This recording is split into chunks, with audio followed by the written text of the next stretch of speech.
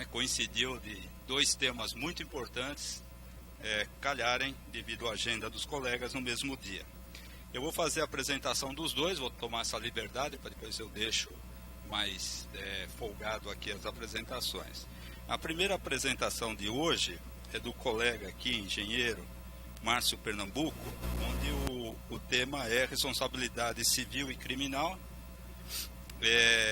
de profissional na contratação de serviços de obras de engenharia. Está ali o título, né? O nosso colega aqui, Márcio de Almeida Pernambuco, ele é engenheiro civil pela FESP e pelo Mackenzie, conselheiro do CREA São Paulo, no qual eu compartilho com ele aí as agruras da Câmara e da plenária, né? Ele é diretor comercial, consultor na área de acervos técnicos, licitação de obras e serviços de engenharia, do sistema CREA, Confia-CREA, e consultor, que eu já tinha falado, investimentos imobiliários na região de Avaré. Ele projeta, dirige, executa obras comerciais e residenciais também na região de Avaré. Sou ilustre palestrante na Câmara, na CRP, tá certo? Do CREA, né? E agora eu já vou aproveitar e apresentar o palestrante que virá na sequência, que é o nosso colega, o engenheiro Rodolfo Marcos Venâncio. Isso, tá certo? O tema da palestra dele é a aprovação de projetos em prefeituras, né? E o engenheiro Rodolfo, engenheiro civil pela Universidade do Vale do Paraíba, de São José dos Campos, conheço a universidade lá, tem alguns colegas lá. Ele está fazendo pós-graduação em Direito Ambiental e Urbanístico na PUC Minas Gerais. Desde janeiro de 2014 é diretor do Departamento de Obras Particulares da Prefeitura Municipal de São José dos Campos. É responsável pelo departamento no que se refere à aprovação de projetos de edificações, emissão de habites e licenciamentos relacionados a edificações, tais como demolições, abrigos, reformas, etc. É auxiliar técnico na aplicação da legislação referente ao alvará responsável automático.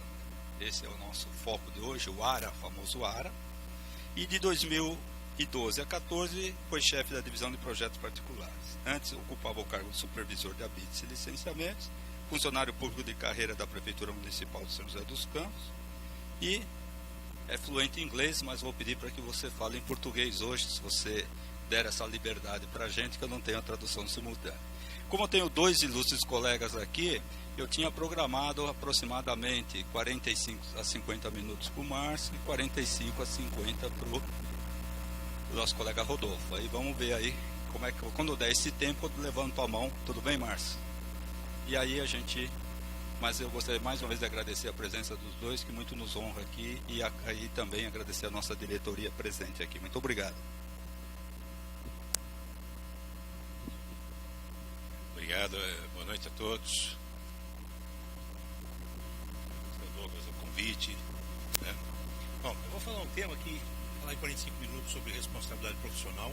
É um pouco difícil porque passa a ser um pouco extenso, mas vamos tentar dar uma corrida e depois a gente fica à vontade para umas perguntas e tal, tá?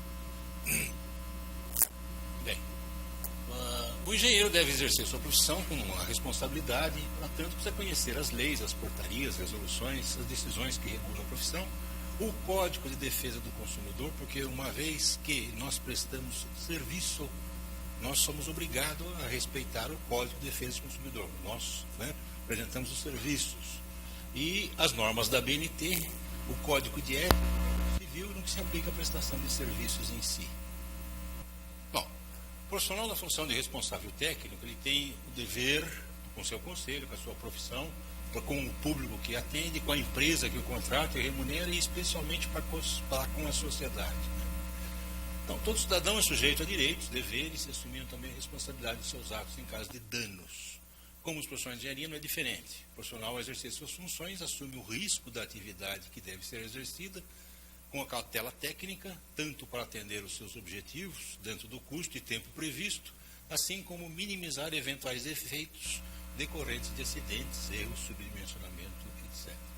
Para isso, eu preciso falar um pouquinho como é que é o Conselho. O Conselho, né, Conselho Federal de Engenharia e Agronomia e Conselho Regional de Engenharia e Agronomia, ambos são autarquias federais de direito público. Autarquia vem do grego poder em si mesmo, ou seja, nós fazemos as leis, nós fazemos as regras, nós evoluímos as regras, normas, as normativas, resoluções, até virar as resoluções, e somos obrigados a segui-las como profissionais, tá? Se alguma coisa está errada no sistema, a culpa é exclusivamente nossa, porque nós temos o poder de evoluir e mudar tudo que está lá. Tá? Então, é um só tempo órgão, é um serviço público federal, tá certo? E é um só tempo órgão de governo e representação da sociedade civil. É claro que aqui, dentro da representação da sociedade civil, estão realmente todos os profissionais defendendo e colocando como a sociedade técnica pode evoluir, né? A função maior é proteger e resguardar a sociedade contra o risco do mau exercício profissional ou execução por leigos. Bom, proteger e resguardar a sociedade contra o risco do mau exercício profissional ou execução por leigos. Pensar que o CREA, muita gente fala assim, o CREA nunca fez nada por mim. Maravilhoso. O dia que o CREA fizer alguma coisa por vocês, por alguém, talvez tenha tido um sinistro e ele provavelmente vai puni-lo. O CREA não faz nada para o profissional, ele faz para a sociedade, ele defende a sociedade, ele faz com que a sociedade seja defendida através das RTs. Vocês vamos entrar um pouquinho mais na frente, nós vamos conversar com isso. É um órgão regulador e fiscalizador do exercício da atividade profissional. Foram criados com o objetivo de regulamentar o exercício da profissão que o Estado considera capaz de causar prejuízo à saúde, à segurança, à liberdade e ao patrimônio dos cidadãos. Hoje nós vamos falar muito sobre isso aqui, né? Alguém que vai causar prejuízo a patrimônio dos cidadãos vão responder por algumas funções aqui. As profissões são caracterizadas em função do interesse social. E o Estado, então, regulamenta uma profissão sem entender que o seu exercício indiscriminado coloca em risco a sociedade. A lei maior nossa é a 594, que regula o exercício da profissão de engenheiro. Hoje o sistema CONFEA-CREA é a maior organização de fiscalização profissional do mundo, acompanha a atividade de mais de 1.337.000 profissionais na área tecnológica e defendendo a sociedade. A missão do CREA é garantir a prestação de serviços técnicos e a execução de obras relacionadas à engenharia e agronomia, com a efetiva participação do profissional habilitado de acordo com a legislação vigente. Efetiva participação, ou seja, o profissional tem que ter a presença, tem que ter presença. Houve uma resolução que foi aprovada novamente pelo CONFEA, que é o livro de ordem. Muitas vezes, talvez as pessoas não gostam. Livro de ordem não é a palestra de hoje, mas é obrigado hoje, por lei, a partir de 1º de julho, a ter livro de ordem. Não é que, mas vai ter que ter um livro, não. Provavelmente vai ser um aplicativo que o CREA está vai lançar, e todos os profissionais vão ser obrigados a usar. Isso foi uma decisão do Ministério Público Federal, através do Tribunal de Contas da União, que exigiu que os profissionais tenham o livro de ordem em todas as obras, em função de que aí sim vamos conseguir fazer com que as responsabilidades sejam realmente, efetivamente participativas, né? Como eu falei, proteger e resguardar a sociedade contra o risco do mau exercício profissional ou execução por leigos. Quer dizer, é um monopólio, só pode trabalhar em obras de engenharia quem é formado e registrado no Conselho. A pessoa pode ser formada, mas se ela não tiver registro no Conselho, ela não pode começar uma obra ou um serviço de engenharia. E justamente proteger e resguardar contra o mau exercício profissional. Então, como funciona o CREA? Registro no CREA. Os profissionais, isso é a Lei 594, artigo 55, as empresas são obrigadas a se registrar, as instituições de ensino, os cursos, as entidades de classes, todas têm um registro no CREA. Os agentes de fiscalização fiscalizam a emissão de RT, que é a Resolução 1025, RT e acervo, e o artigo 24 da 594. E a fiscalização, ela coíbe o exercício, que é o artigo 6º, é o único artigo que eu vou citar mais um pouquinho, e que é a ilegalidade da profissão, e verifica quem é registrado ou não. O que diz o artigo 6º?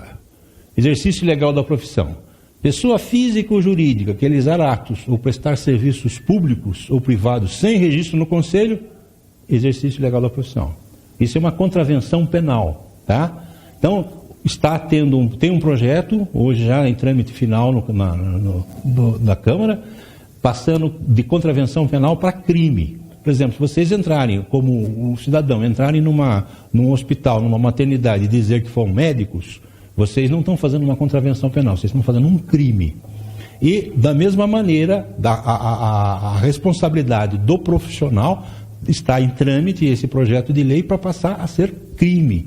E quem exercer ilegalmente a profissão. Atividades não previstas nas atribuições. Eu sou engenheiro civil, minha especialidade de formação é aeroportos. Eu posso fazer poço artesiano? Não. Quem pode fazer o poço artesiano? Aliás, tem um geólogo aqui que eu vi ali. Tem um geólogo. Então, o geólogo pode fazer poço artesiano, o engenheiro não pode. O engenheiro civil não pode. Eu construo, a vida inteira construí, sou profissional autônomo há 36 anos e construo fábricas, indústrias na região de Avaré. Eu construí a Melita do Brasil, por exemplo. Uma empresa que todo mundo conhece aqui, mas tive oportunidade de trabalhar na construção do Melita e estou lá até hoje, 36, 37 anos que a gente trabalha em obras lá junto com a Melita. Por exemplo, a Melita, uma obra grande, 150 mil metros quadrados de área, tem plantio de grama. Eu posso plantar grama nesses 150 mil metros quadrados de área. Eu fiz a fábrica inteira, construção civil, projeto e tal, estrutura. Posso plantar grama? Tem um agrônomo aqui. Não sei quem é, mas eu vi. Só pode plantar grama agrônomo. Engenheiro civil não pode plantar grama. Não tem atribuição para plantar grama. Empréstimo de nome. Efetiva participação em obra. Vamos voltar mais um exemplo da Melita. Por exemplo, eu sou... Na Melita, a gente pega a alta tensão, faz uma cabine primária, passa para baixa tensão e distribui na fábrica. Essa cabine primária, engenheiro civil pode fazer? Pode fazer obra civil. Mas a parte elétrica, é só engenheiro da área elétrica. Não temos atribuição para isso. Posso até estudar, me formar e pela 1010, que é uma resolução, pedir que a Câmara de Elétrica reconheça essa minha nova atribuição. Se eles reconhecerem, eu posso fazer dali para frente. Mas é claro que vou ter que cursar mais umas 5, 6 matérias específicas da área elétrica e ter o reconhecimento da Câmara de Elétrica para que eu possa ter essa atribuição. Então, empréstimo de nome, é claro, aí entra uma parte do acobertamento, né? Entra a parte de acobertamento aqui. Quer dizer, a pessoa não participa, assina e nunca vai na obra ou nunca vai na empresa e é responsabilizado pela empresa. E sobra para exercício legal da profissão. Firma, organização, sociedade não habilitadas que exerce atribuições reservadas aos profissionais da área tecnológica, exercício legal da profissão. Eu falei isso porque a nossa segunda lei maior, 6496, a que faz, toma conta da RT, a responsabilidade sobre a RT. Valoriza o exercício profissional, confere legitimidade documental, assegura com fé pública tudo que o profissional declarar na RT, ele é responsabilidade única e exclusivamente dele. Tá? Isso é muito importante porque a justiça vai responsabilizar o profissional em função do que está escrito na RT. Autoria e dos limites da responsabilidade e a participação técnica do profissional em cada obra ou serviço. Então, ela distingue os profissionais em função da responsabilidade assumida. Para o consumidor, a RT serve como instrumento de defesa em caso de sinistro, pois identifica os responsáveis e formaliza o compromisso do profissional com a qualidade do serviço. Quer dizer, tudo é vinculado à RT. Por isso que o artigo 2º da Lei 6496 diz: é obrigatório a sua emissão antes de iniciar um serviço.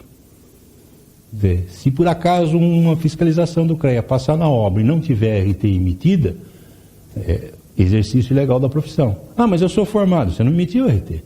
É multa. Não existe hoje uma outra solução. É multa. E vai ser crime. Hoje é uma contravenção, mas amanhã vai ser crime, provavelmente. Então, por lei, nenhum profissional pode iniciar uma obra ou serviço sem a sua emissão. É um instrumento de defesa da sociedade que tem o objetivo de identificar o responsável técnico pela obra ou serviço e comparar com a qualidade do serviço prestado. Essa identificar o responsável técnico Na hora que eu falar do Itaquerão aqui do Corinthians, muita gente talvez não seja corintiano, vão ser contra, mas aí vocês vão entender muito bem o que é essa identificação realmente de obra em si, ou da RT em si. Então a RT é um procedimento obrigatório por lei, é registrado pela internet, hoje 100% eletrônico, é uma comunidade profissional, possibilita a emissão do acervo. E aqui tem uma outra colocação que eu vou colocar. O livro de ordem, que vai ser obrigado a partir de 31 de julho, tá certo? Vai ser, quem não tiver livro de ordem não emite mais acervo. Então, a pessoa passa na obra, não tem livro de ordem, não, a RT é nula.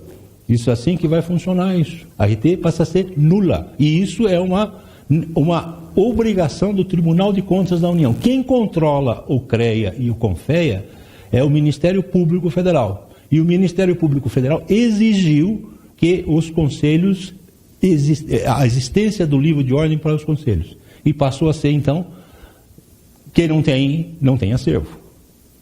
Obras públicas, passou, não tem a RT emitida muitas vezes, não tem livro de ordem, não vai ter acervo.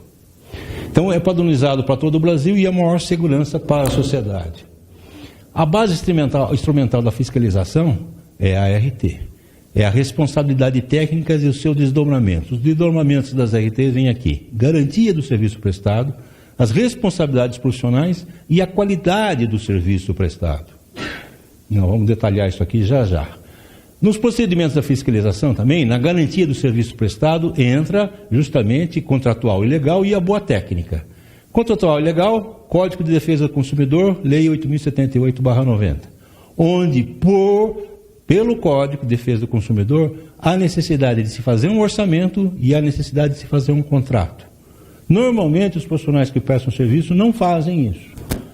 Se não houver problema nenhum, tudo bem, mas se houver um problema, eles já estão errados. O juiz vai falar assim, cadê o contrato? Não tem. Cadê o orçamento? Não tem.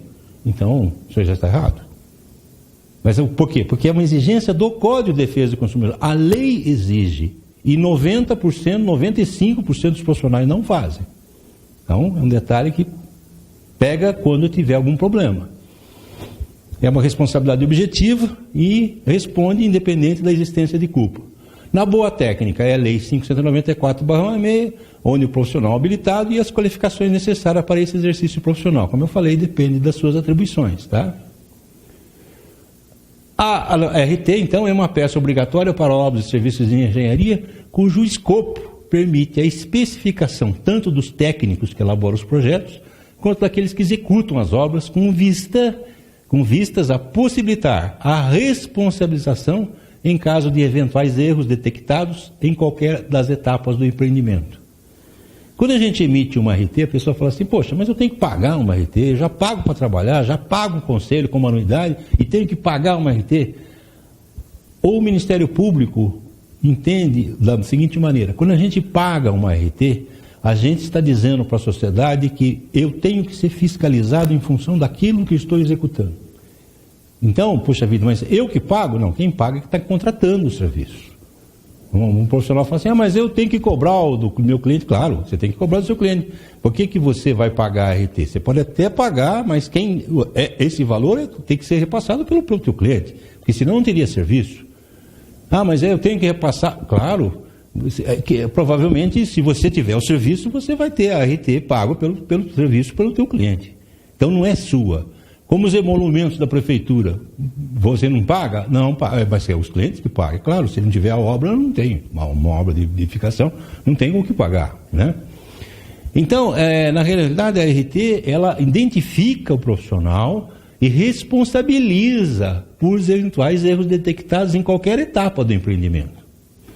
As responsabilidades do profissional são inúmeras, não vamos entrar em todas, mas vamos falar um pouquinho de cada uma rapidamente, para ter uma ideia, né? É mais ou menos assim, ó. Esse é o profissional.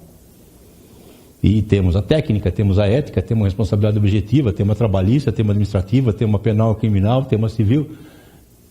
Tudo isso envolvendo o profissional, né?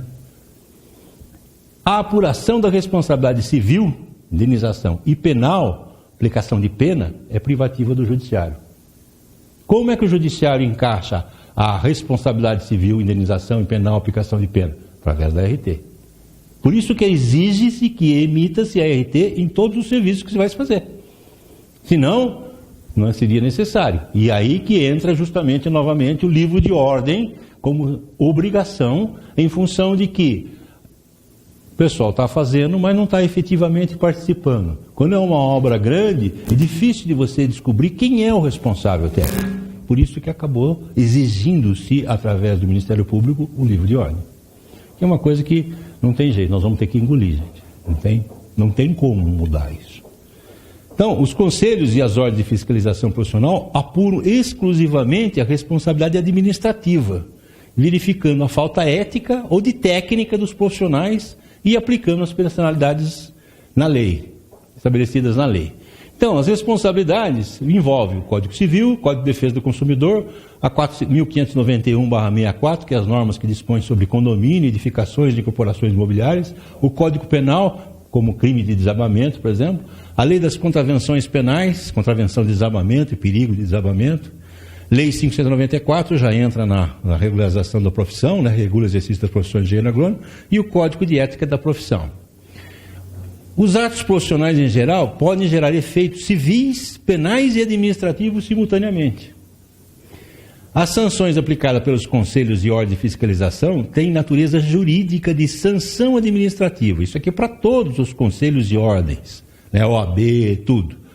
Podendo constituir em multas, interdição de atividades, suspensão, cancelamento de inscrição, fechamento de estabelecimento, inutilização de produtos, vedação de comercialização de determinado produto, vedação de localização de estabelecimento, etc. Isso é o que os conselhos e as ordens podem fazer em respeito a isso. Puxa vida, interdição de atividade, suspensão ou cancelamento de inscrição.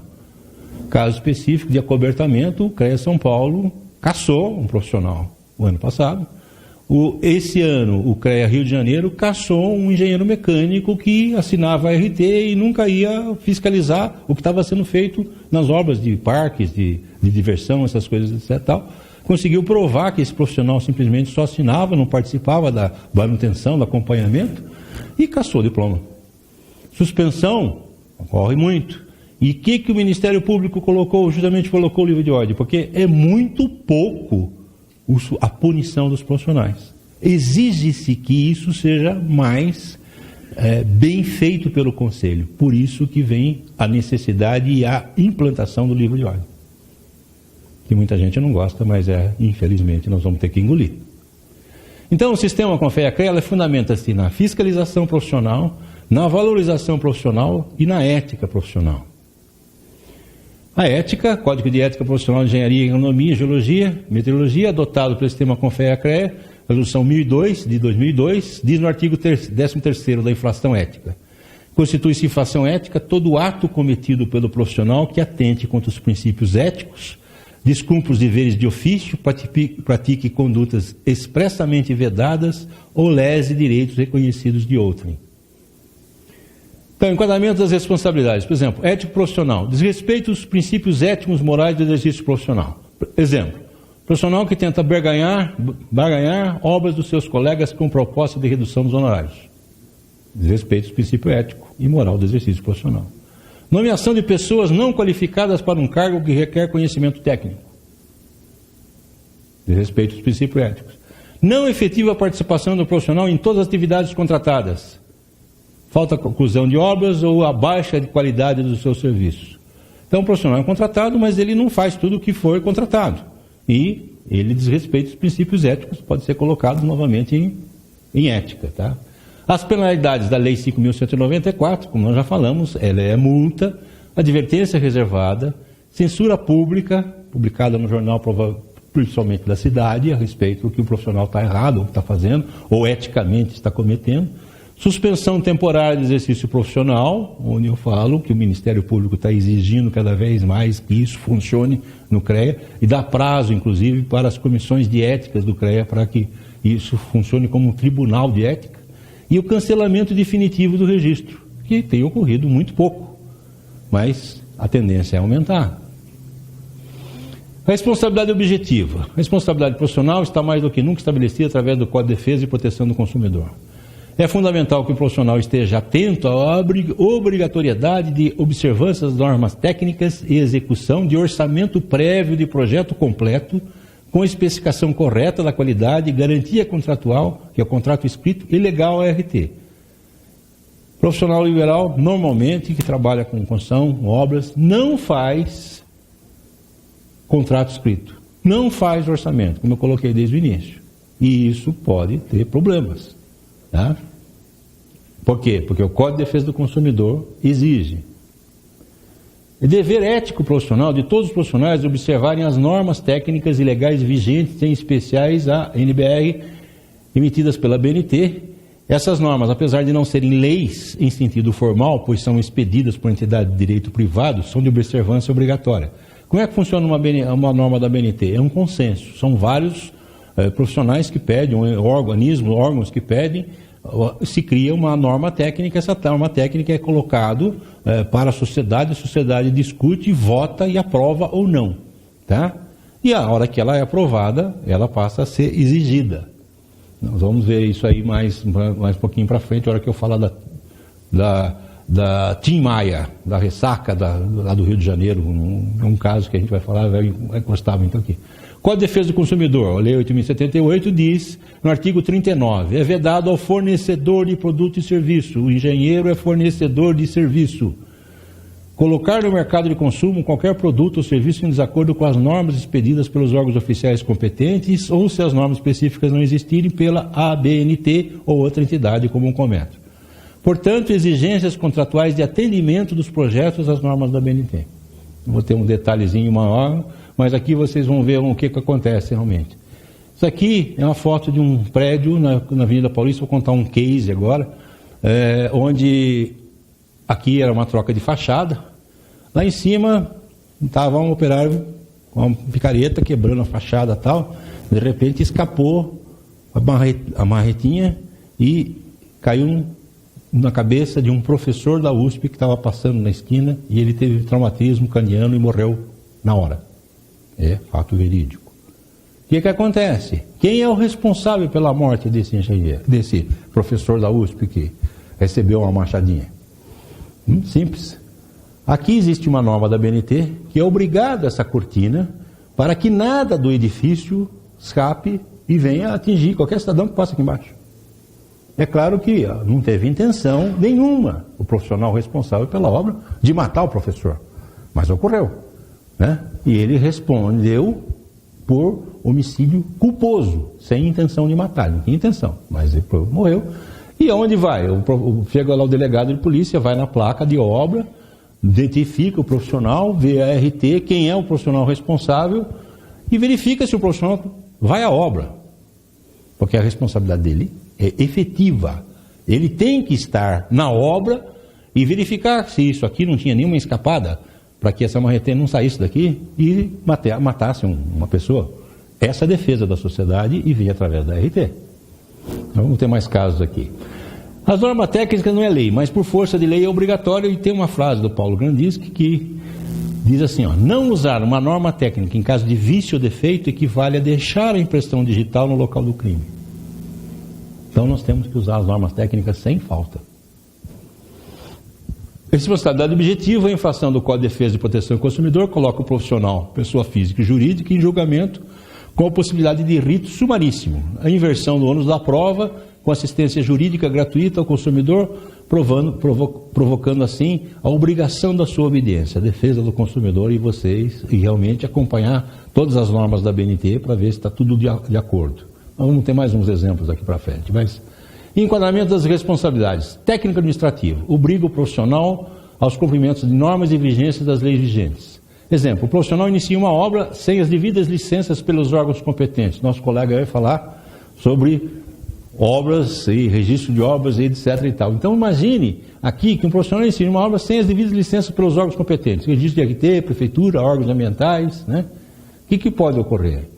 Responsabilidade civil. Aquela que impõe a quem causar um dano a obrigação de reparar. Então, exemplo, responsável pelo projeto, execução, solidez e segurança, nós vamos falar também um pouquinho mais sobre isso aqui já já.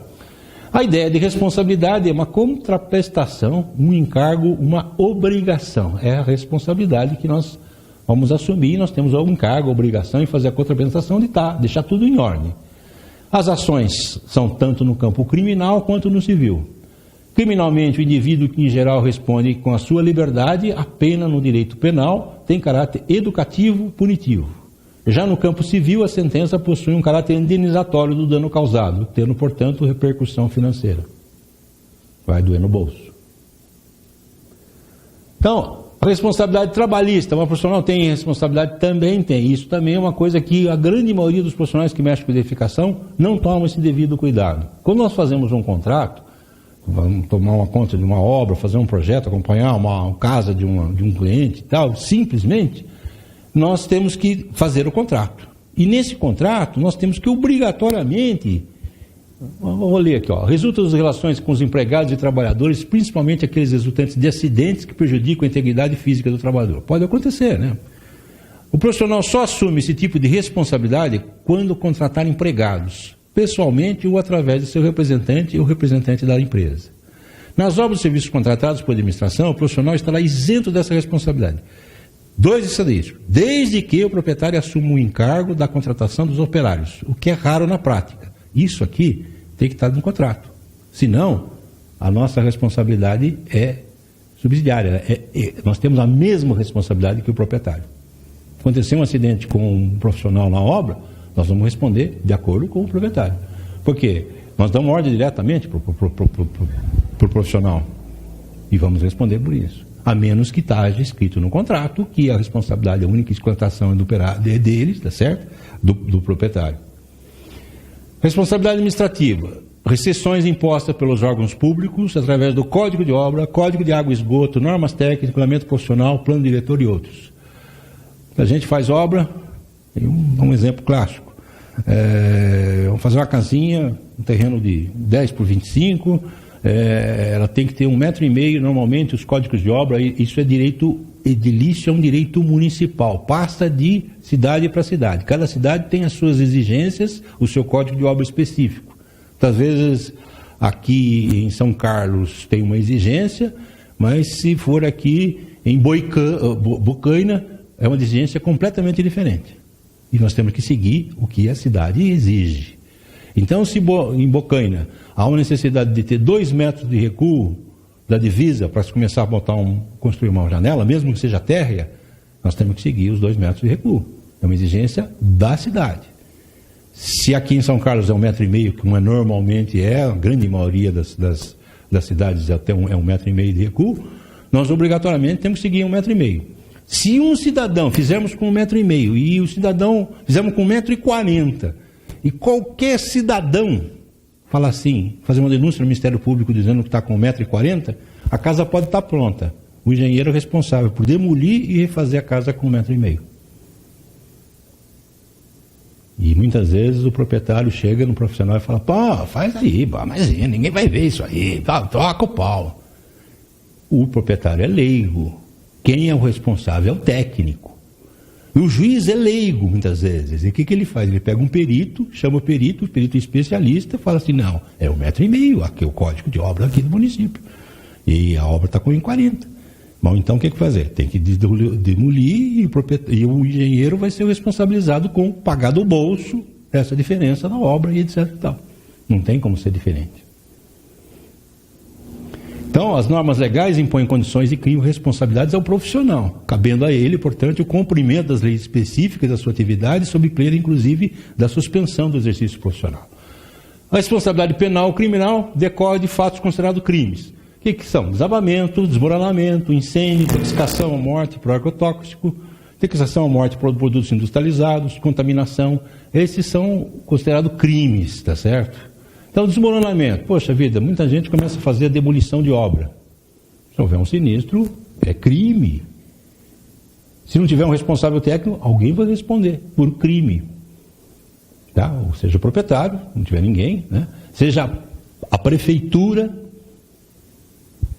sabe, eu acho que vai colocar isso depois, seja a prefeitura que vai ser responsabilizada por isso. Também. Então, a responsabilidade penal ou criminal. Todas essas ocorrências são incrimináveis havendo ou não lesão corporal ou dano material, desde que se caracterize perigo à vida ou à propriedade. Por isso, cabe ao profissional, no exercício da sua atividade, prever todas as situações que possam ocorrer a curto, médio e longo prazo, para que fique isento de qualquer ação penal, né? Responsabilidade técnica. Então, aqui entra mais realmente as nossas responsabilidades como profissional, que a gente está mais acostumado a lidar com o dia a dia, mas que nós vamos levantar algumas coisas aqui que são bastante interessantes. O profissional que executa atividade específica dentro das variedades modalidades, categorias da área tecnológica, deve assumir responsabilidade técnica por todo o trabalho que realiza. Então, responsabilidade técnica, as exigências estão aqui na Lei 5.194, nesses artigos. Pode ser exercido só para as profissões que tenham atribuições.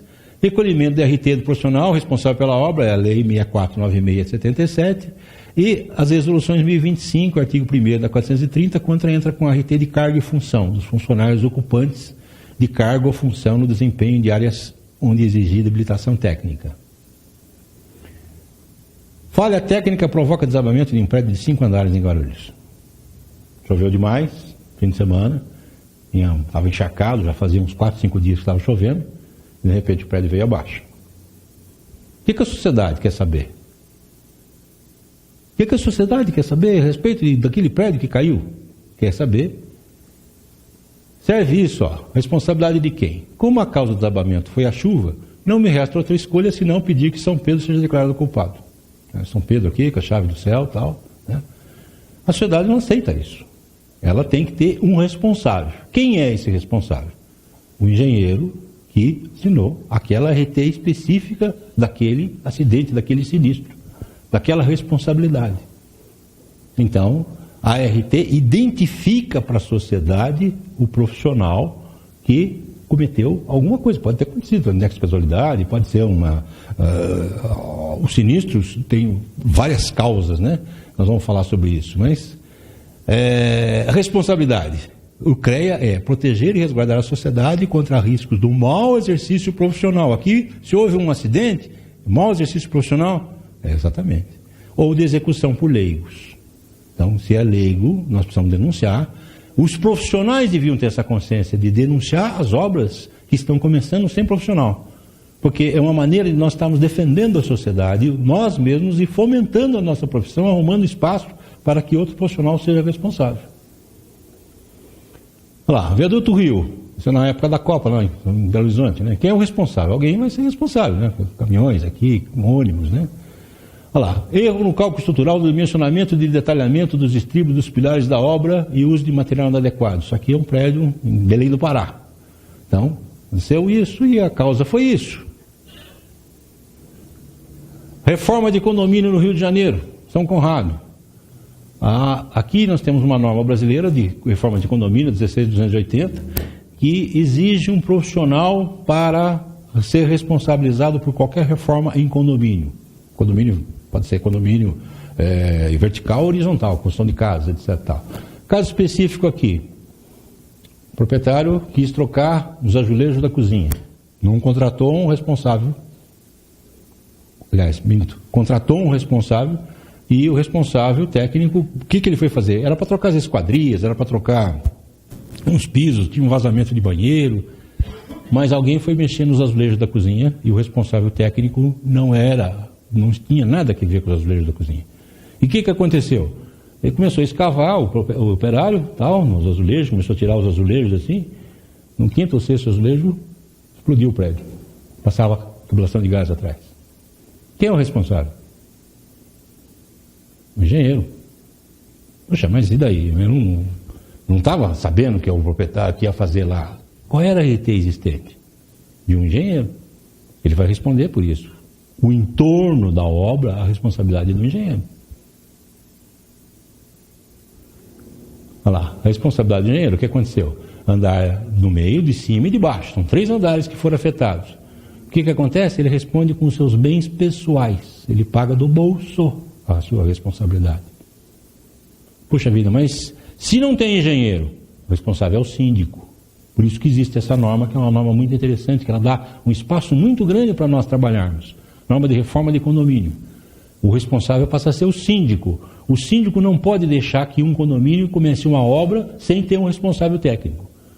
E ele, arrumando um responsável técnico, Uma RT daquela responsabilização, ele tira a responsabilidade dele e passa para o responsável técnico, o engenheiro técnico, que vai responder na justiça sobre isso. Tá? Então, nós somos as verdadeiras máquinas de culpa, gente. A realidade é essa, não tenha dúvida. Tem como fazer diferente. A responsabilidade civil, então, decorre da obrigação de reparar ou indenizar por eventuais danos causados. O profissional que no exercício da sua atividade lesa alguém, ele tem a obrigação legal de cobrir os prejuízos. A responsabilidade civil, aí já é Código Civil, artigo 159. A responsabilidade civil do engenheiro impõe ao encarregado de determinada obra ou serviço a obrigação de reparar os danos patrimoniais ou pessoais ocorridos na face da sua ação ou omissão. Ah, eu não vi, não era comigo. Mas você não é responsável pela obra? Engenheiro não pode submeter. Ele é técnico, quando vê uma coisa errada, ele tem que imediatamente fazer.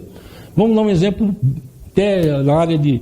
Tem lá uma obra onde uma serra, o operário pega e tira a proteção da serra para poder trabalhar mais rápido, para serrar um taquinho e tal, uma travela, qualquer coisa assim, não é rápido. E o engenheiro, o responsável da obra, responde por aquilo se ele tiver um acidente.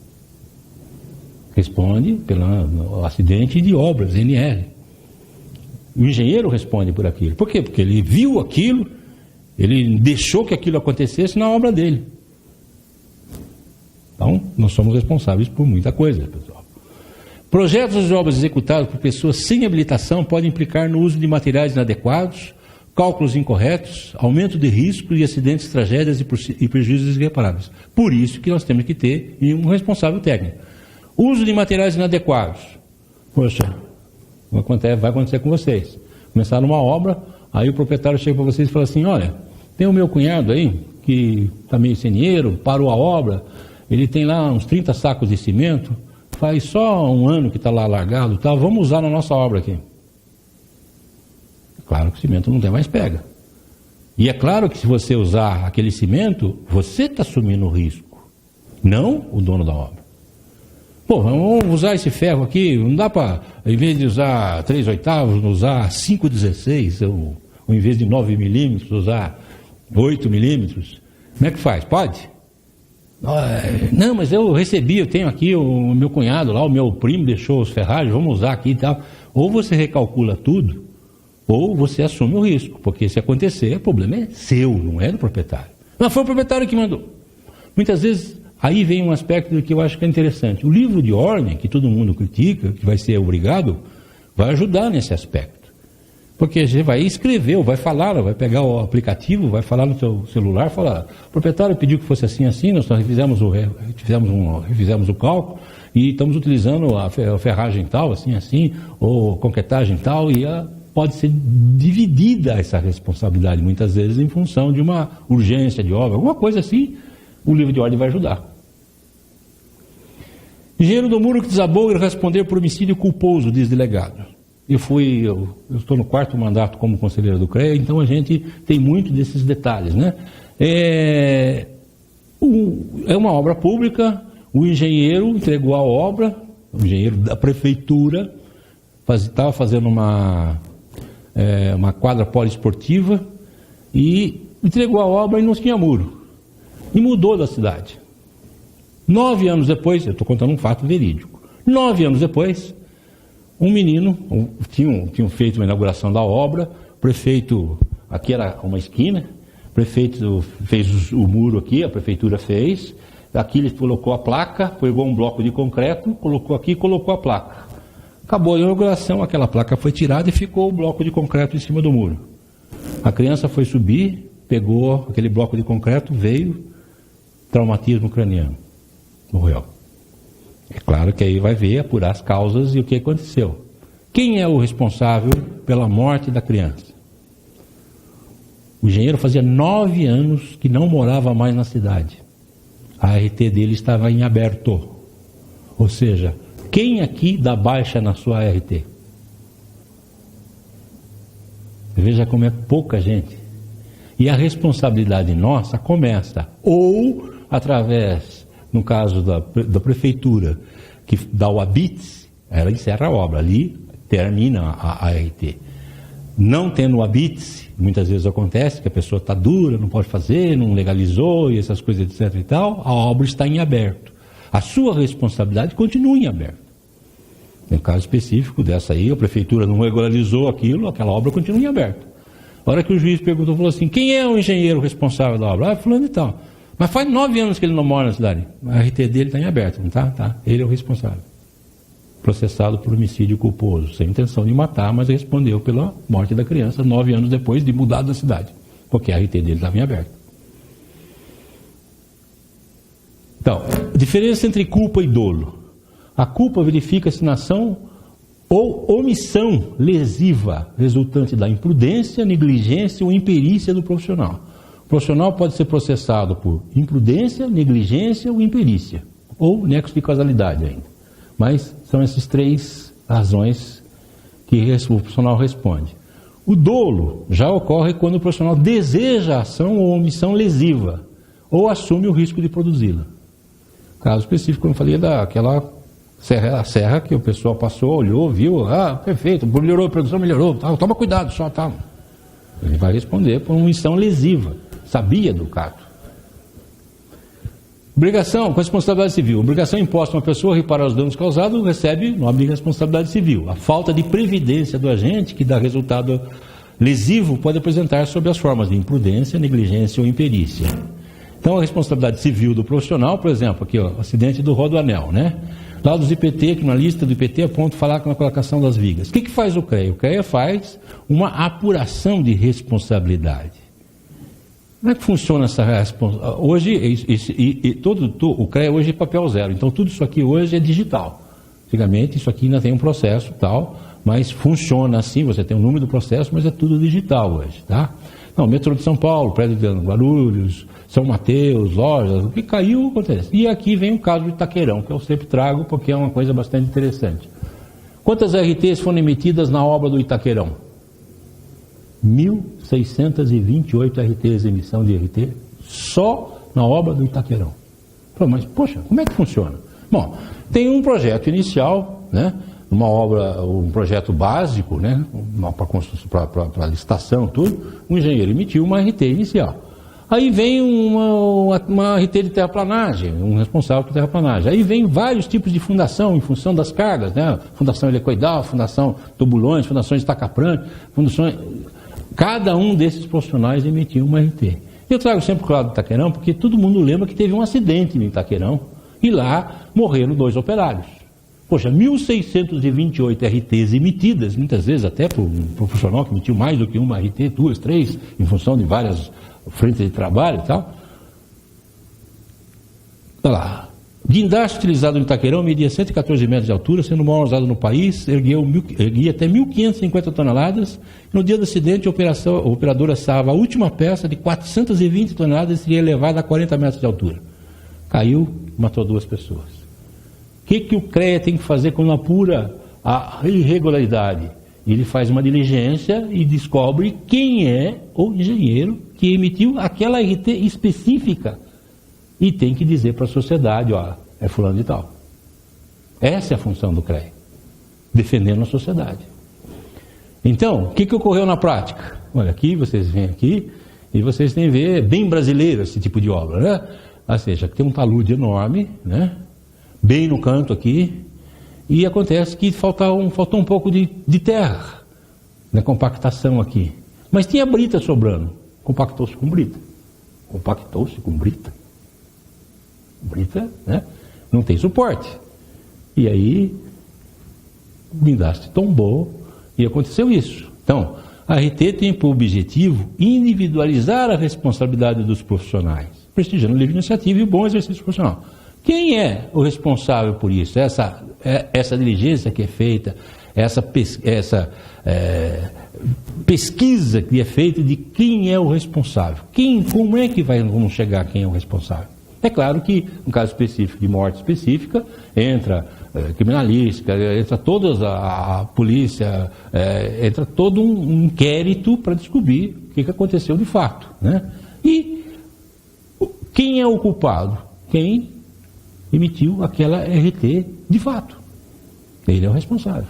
Ele que vai responder os seus bens pessoais. Então, a responsabilidade civil se apresenta em 3 pressupostos: que haja um dano, que seja identificada a culpa, do ator do dano, que haja uma relação de casualidade entre o fato culposo e o mesmo dano. É um conceito básico adotado pelo Código Civil como teoria da culpa. Deve ser aprovado através do parecer técnico fundamentado. O juiz é leigo, ele vai trazer um perito, o perito vai analisar tecnicamente e vai exigir que tinha que ter vínculo. Então isso jamais poderia ter acontecido. Então todo mundo que está envolvido está sendo penalizado, aí não tem final, mas é exatamente isso. Pode ser um engenheiro considerado imperito? Sim, será considerado imperito se não obstante estiver devidamente habilitado para engenharia, ao realizar determinado trabalho, não aplicar as técnicas exigidas e recomendáveis para ele, demonstrando assim a ausência de conhecimento e domínio técnico. Pode ser considerado negligente e imprudente? Sim, exatamente o que deve ser provado num processo de responsabilidade civil. Ou seja, se o técnico agiu com negligência, imprudência ou imperícia. Portanto, sempre que houver provado que o técnico agiu com a ausência do seu dever de cautela, através de omissão de ação, será considerado negligente ou imprudente. Assim a gente termina aí, agradeço e estou à disposição para qualquer perguntas aí, depois eu acho que... Tá ok? Obrigado, gente.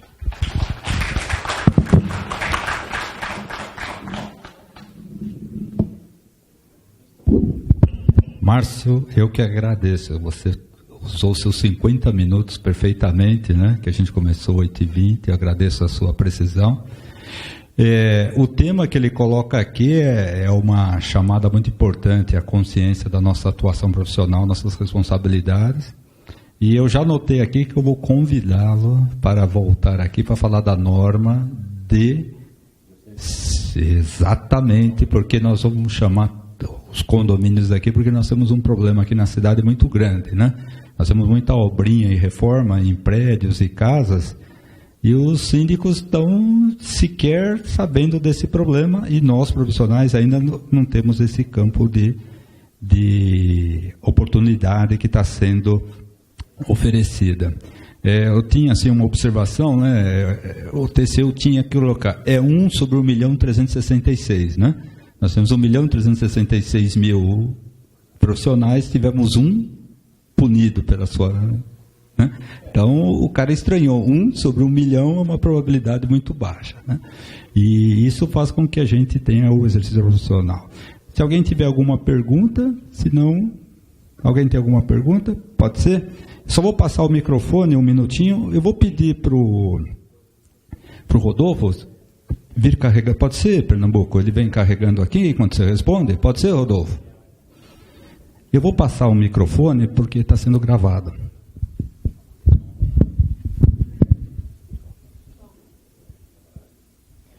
Boa noite, meu nome é Daniel, sou engenheiro civil e a minha dúvida é relacionada ao livro de ordem. Tá? Eu trabalhei numa empresa em São Paulo, na área de geotecnia, e ela atuava com fundações imobiliárias. E ela tinha um costume de ter o livro dela nas obras. Tá? Tinha caracterizado o nome da empresa, tudo certinho. E toda visita que eu fazia, no caso, a essa obra, eu registrava o que estava sendo executado no dia, né? Levava a cópia... É obra pública ou particular? Privada. Privada. Levava a cópia para o escritório e deixava uma cópia com eles na obra lá. E somente eu ou outro engenheiro da empresa poderia estar registrando nesse livro. A minha dúvida é o seguinte, esse livro pode ser substituído pelo livro da ordem que está constando no site? A resolução é a resolução 1024 que exige o livro de ordem, tá certo? O livro de ordem, ele precisa de um ato normativo para ser viabilizado. Eu sou coordenador de um GT, do CREA São Paulo, que está trabalhando sobre o livro de ordem. A aplicabilidade do livro de ordem. O que a gente acha que vai acontecer? Vai ser um aplicativo, certo? Celular, que você vai deixar na nuvem, você vai entrar na obra, pegar o seu celular, falar o que está acontecendo, as ordens que você deixou.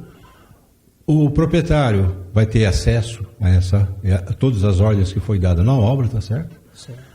For-se obra pública, o Ministério Público, a fiscalização da obra pública vai ter acesso a tudo isso, tá certo? Provavelmente. E então vai ser uma coisa bastante viável e prático. Agora, como vai ser colocado, nós não temos ainda a fórmula. Estamos ainda apanhando, vendo, parando as arestas, para ver se funciona da melhor maneira possível. Então, embora está aí a responsabilidade, a exigência. Eu acredito que não vai ser uma exigência assim de pronto da fiscalização, porque vai ter uma adaptação, um prazozinho de adaptação. Só que todo esse ano provavelmente nós vamos ter que nos adaptar a isso daí. Não se preocupe com o livro de ordem já, não, mas ele vai vir e vai ser gradativo. Mas assim, a prática dessa empresa com relação a esse livro dela... O livro dela tem que atender a norma. Entendeu a norma? Não tem problema nenhum. Entendi. Ela pode continuar usando o livro dela, não tem problema nenhum. Só que a aplicabilidade ela vai ter que ser colocada através de um CRQ, através de uma identificação, numa nuvem, através de um programa, provavelmente. Então, isso... Nós temos uma palestra sobre livro de ordem aí, até. Entendi. Nós podemos trazer, não é o motivo da palestra de hoje, mas. Ok. Mais alguém, gente? Pois não. Meu nome é Aquiles, eu sou engenheiro civil. É uma dúvida que aconteceu um tempo atrás comigo, que estava fazendo uma obra e o proprietário e o empreiteiro estavam fugindo do que a gente tinha feito em projeto. Daí a gente falou, vamos tirar a RT da obra, vamos tirar a responsabilidade técnica. Eu procurei rápido no site do CREA, mas eu não encontrei. Eu queria saber, porque você estava falando muito de baixar a RT, que a gente não baixa a RT. Aí, para cancelar uma RT, a gente tem que fazer um documento, porque o dono da obra não vai querer assinar, o empreiteiro não vai querer assinar, fica por nossa conta e risco. Você cancelar uma RT, né? Tem um slide que eu falei que a RT tem fé pública. A fé pública significa o seguinte, o profissional declara. Essa obra está sendo feita de uma maneira... Declara. Está feita de uma maneira contra a minha vontade profissional. Estou dando baixa em função disso. Ponto. A sua responsabilidade. Você que está declarando aquilo. Tá? Então, essa declaração, você tira a sua responsabilidade. O que eu faço como profissional? Já aconteceu isso comigo também. O que eu faço como profissional? Eu aviso o órgão... caso a prefeitura, né? Aviso a prefeitura que estou dando baixa na obra, que passa a não ter responsável. Vou ao cartório, notifico o proprietário cartorialmente, não é judicial, cartorialmente, dizendo que eu estou dando baixa em função desses motivos. Ele não pode alegar também que eu estou fazendo uma maneira... Ele não recebeu um documento... Não recebeu o documento, não pode alegar nada disso. Pode até ser registrado uma carta, eu prefiro fazer através do cartório, eu pago um pouquinho a mais, mas eu fico mais tranquilo. Sim. Né? E você sai da obra. A prefeitura tem a obrigação, teoricamente, de ir lá e exigir um novo profissional, tá certo? E se acontecer qualquer coisa, a responsabilidade não é sua. Você está declarando. Isso no livro de ordem vai ajudar muito, porque se você vai colocar isso no livro de ordem, em função disso, não é primário. Aconteceu isso, por causa disso, eu estou vendo que eu vou ter que sair da obra. É uma evolução. Se acontecer nesse meio, você vai ficar fora do problema maior, que seria o sinistro. Você está colocando isso no livro de ordem, vai ter uma repercussão melhor em função disso. Por isso que eu acho que o livro de ordem é interessante, entende? Porque, é chato você preencher livro de ordem e fazer, e acompanhar a obra. Concordo plenamente, como profissional, como autônomo, eu sou profissional autônomo, é muito chato. Só que é uma realidade hoje, porque quantos profissionais fazem efetiva participação na obra, acompanham a obra realmente? Quantos engenheiros de corredor de prefeitura nós temos aí por aí, que nunca foram numa obra, assinam o RT, nem sabem onde estão as obras. Isso vai acabar. A tendência é isso, através do livro de ordem. Então, só mais uma pergunta, rápido. Pode ser? Então, essa história de a gente ter... Então, a gente tem empreiteiro na obra com um servente de pedreiro sem registro, por exemplo, isso daí vai acabar. Vai acabar. Não é que vai acabar. A responsabilidade é nossa. Não vai acabar. Veja bem, se houver um sinistro, essas coisas, se você não tem isso dizendo que a responsabilidade de contratação dos operários é do proprietário, em contrato, sobra para você. E o livro de ordem vai ser para todo tipo de obra. Todo tipo de obra, inclusive todo tipo de serviço. Claro, veja bem, se eu faço uma avaliação, eu faço uma peritagem, quem diz que eu tenho que fazer livro de ordem? Não, quem tem que dizer é a Câmara específica. Tem câmaras específicas da área técnica, tem as câmaras específicas da área de geologia, que vai dizer, na geologia eu exijo isso. Perfeito. Mas avaliação, não há necessidade de ter livro de ordem. Por que eu vou ter livro de ordem num serviço que eu faço imediatamente e terminou, acabou? né? Não há necessidade de ter. Livro de ordem tem um serviço que tenha um prazo de execução, uma continuidade da sua presença na obra, efetiva. Pensar livro de ordem, a gente tem que pensar efetiva participação do profissional. Quer dizer, se ele for uma vez só, não vai ter livro de ordem. Se ele ter que ir mais vezes, vai ter que ir efetiva participação do profissional. Desculpe, eu não sei se vou fugir um pouquinho do tema, mas vamos lá. Eu sou engenheiro de materiais, meu nome é Rui Cleiton, e a minha colocação é bem assim: qualidade de projetos, em determinados momentos, inclui a matéria-prima ou o material a ser utilizado. Como estamos hoje com as certificações, como estamos hoje com a manutenção dessas certificações, e mais ainda, que tipo de materiais hoje tem a visão CREA ou a visão engenharia de uma forma geral, com relação às certificações compulsórias? Existem alguns estudos em termos de certificação, tá certo? Realmente existe o CREA, tem grupos técnicos trabalhando em função disso e tal. Mas é uma coisa que o sistema não quer entrar. Porque é um problema realmente muito grande, ele não quer se envolver com isso. Não tem a responsabilidade como sistema de se envolver com materiais. Você me deu uma dica que eu vou dar para os outros profissionais, só mais um minutinho. Veja bem uma coisa. Você é profissional autônomo, não é isso? Então, você também faz a obra executal. Eu pergunto assim, você exige a RT da concreteira? A concreteira te entrega um concreto na tua obra. Você chega lá e fala, quero um concreto de resistência tal, um traço tal, 200 quilos, sobrecarga, eu vou usar, pode ser utilizado? Pode. A concreteira entrega, você faz ensaio disso? Não. Ela te entrega uma RT responsabilizando sobre essa dosagem que você exigiu? Não. Mesma coisa numa fábrica de laje. A laje te entrega a laje, você fala, eu quero uma resistência nessa laje de 200 kg de sobrecarga nesse sobrado. Não é isso? E ela te entrega uma laje e você não sabe se tem 200. E não tem nenhuma RT específica dizendo que tem que ter 200. Então, eu exijo como profissional uma RT específica da fábrica de laje, uma RT específica da empresa de concreto. Fala assim, mas ela vai ter que emitir uma RT para cada obra? Não, ela emite uma RT múltipla. Ela pode até emitir o responsável técnico da fábrica de laje, uma única RT a cada 100 obras, uma RT múltipla.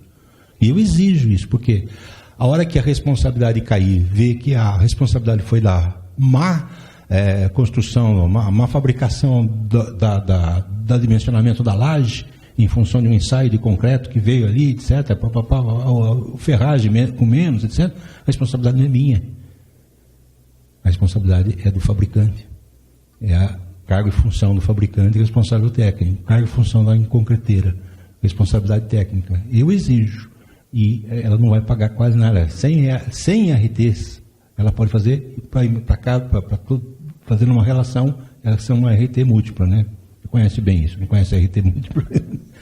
Tá certo? Então, obrigado, gente. Bem, eu estava até conversando com o Rodolfo aqui, conhecimento nunca é demais. Obrigado, Pernambuco. A gente poderia ficar aqui horas e horas, nós temos aqui, mas nós temos uma outra palestra também que nós estamos um pouco ansiosos. Aqui a nossa associação é uma lembrança para você, né? Vamos tirar uma foto aqui, vira lá. Agradeço.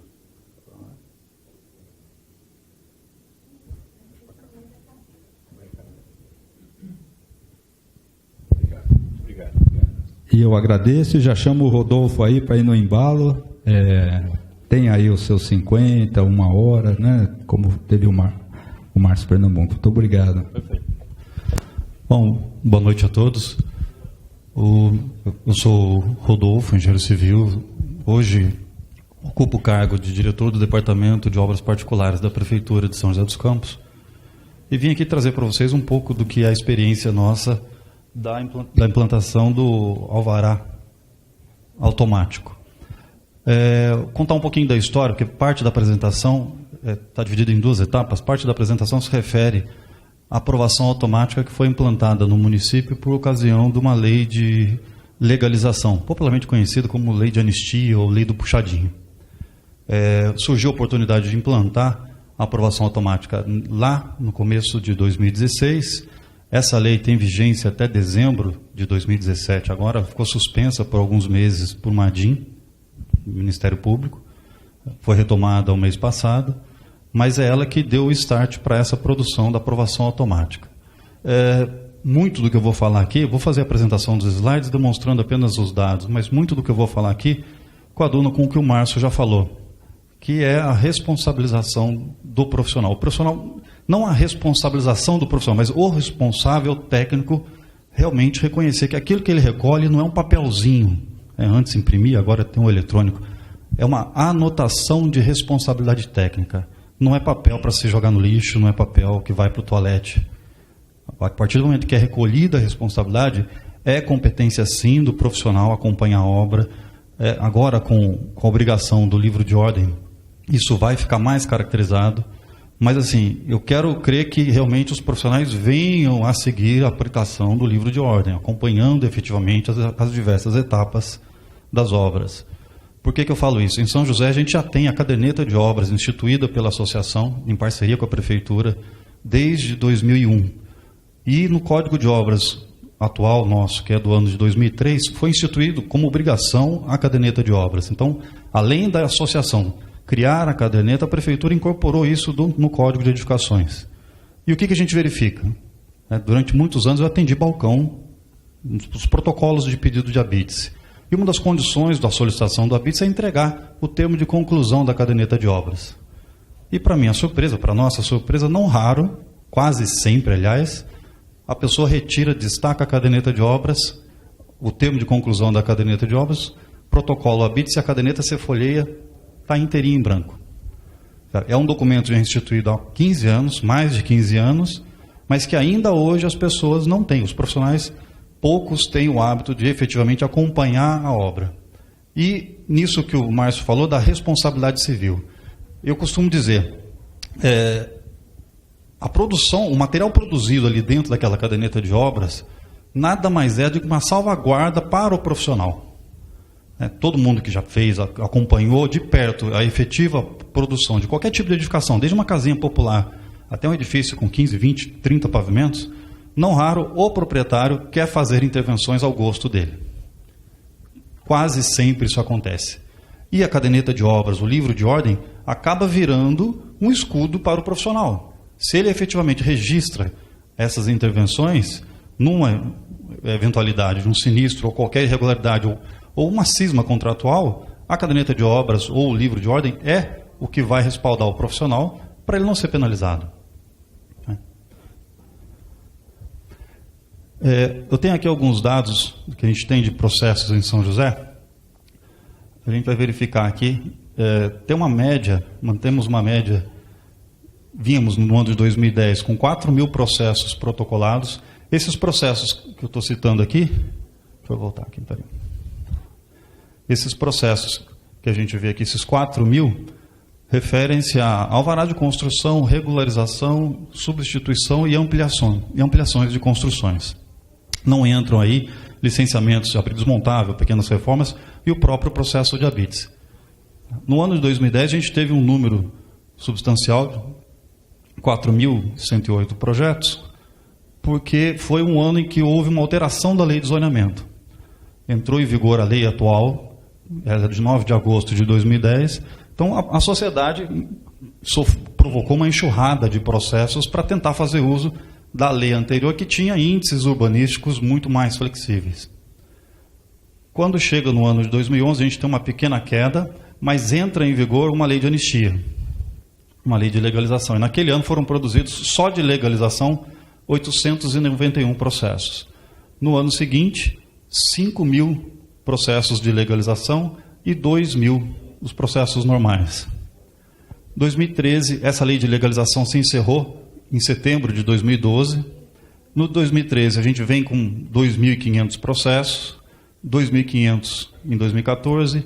Em 2015, teve uma pequena queda, a crise, a suposta crise aí da construção civil, começa a refletir na abertura de processos. E em 2016, no ano passado, a gente tem aí 4.000 processos, sendo que desses 2.040 de legalização. No ano agora de 2017, a gente já teve esses dados agora de junho de 2017. 991 normais e 242. O número menor aqui em função desse período de janeiro a maio que a gente teve a lei suspensa. Aqui de cara, a gente já verifica, não tem como eu não emendar a fala do Márcio. O que isso aqui representa? Proprietário e profissional irresponsável. Por quê?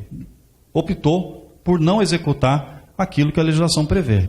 Certa ou errada, eu tenho esse discurso sempre no balcão com as pessoas. Certa ou errada, rigorosa ou não, é a legislação que foi votada que a sociedade aceitou. Se a pessoa opta, chega no ano 2012, 5.500 processos de legalização, a gente tem um universo em São José de mais ou menos 120 mil inscrições imobiliárias. Isso representa quase 5% dos imóveis da cidade. É muita coisa. Que representa, o que demonstra a falta de interesse em seguir a legislação. O que a gente vem verificando já há vários anos? 70% de tudo que se aprova lá em São José, acredito que isso seja um valor similar nos diversos municípios do Brasil, São Carlos não deve ser diferente, 70% de tudo que se aprova tem menos que 500 metros quadrados. E isso gera um volume muito grande. Eu costumo dizer também, é muito comum a gente ver, a pessoa na quinta-feira ela decide que quer fazer a edificação dela, na sexta contrata o pedreiro, no sábado e domingo a esposa, geralmente a esposa, dá o palpite no arquitetônico, e na segunda ele quer começar, tendo ou não tendo o processo aprovado, tendo ou não tendo o engenheiro acompanhando. O objetivo do automático, da aprovação automática, é pegar esse pessoal e dar a ele a oportunidade de ter essa aprovação rápida e ter a execução da sua obra de forma legal com o acompanhamento do responsável técnico. Não raro eu escuto dos munícipes falarem, eu não vou aprovar o projeto porque é caro demais e demora demais a aprovação, é muito moroso, muito burocrático. Caro é o valor de cada um de nós, profissionais, engenheiros civis e arquitetos. É o preço de se sentar 5 anos num banco de uma faculdade, de se especializar em determinadas áreas. E a burocracia, aí cabe a responsabilização do município de criar instrumentos para facilitar e gerar uma produção de aprovação de projetos mais eficaz. Só que a gente sabe que a capacidade do Estado, da Prefeitura, de contratação de profissionais em relação à demanda da sociedade sempre é limitada. A lei de responsabilidade fiscal jamais vai permitir que se tenha a quantidade de profissionais necessários para que atenda efetivamente a demanda exigida pela sociedade. Então a aprovação automática vem de encontro a isso também. Permitir uma celeridade maior para essas aprovações. A lei que instituiu em 2015 a legalização automática, como eu falei, foi um preâmbulo do alvará responsável automático. Foi inserido dentro da lei de legalização, a lei de anistia, em 2015. E qual era a função daquela legislação? Aprovar os projetos das edificações que não atendiam à legislação, quaisquer que sejam os usos, residencial, comercial ou mesmo industrial.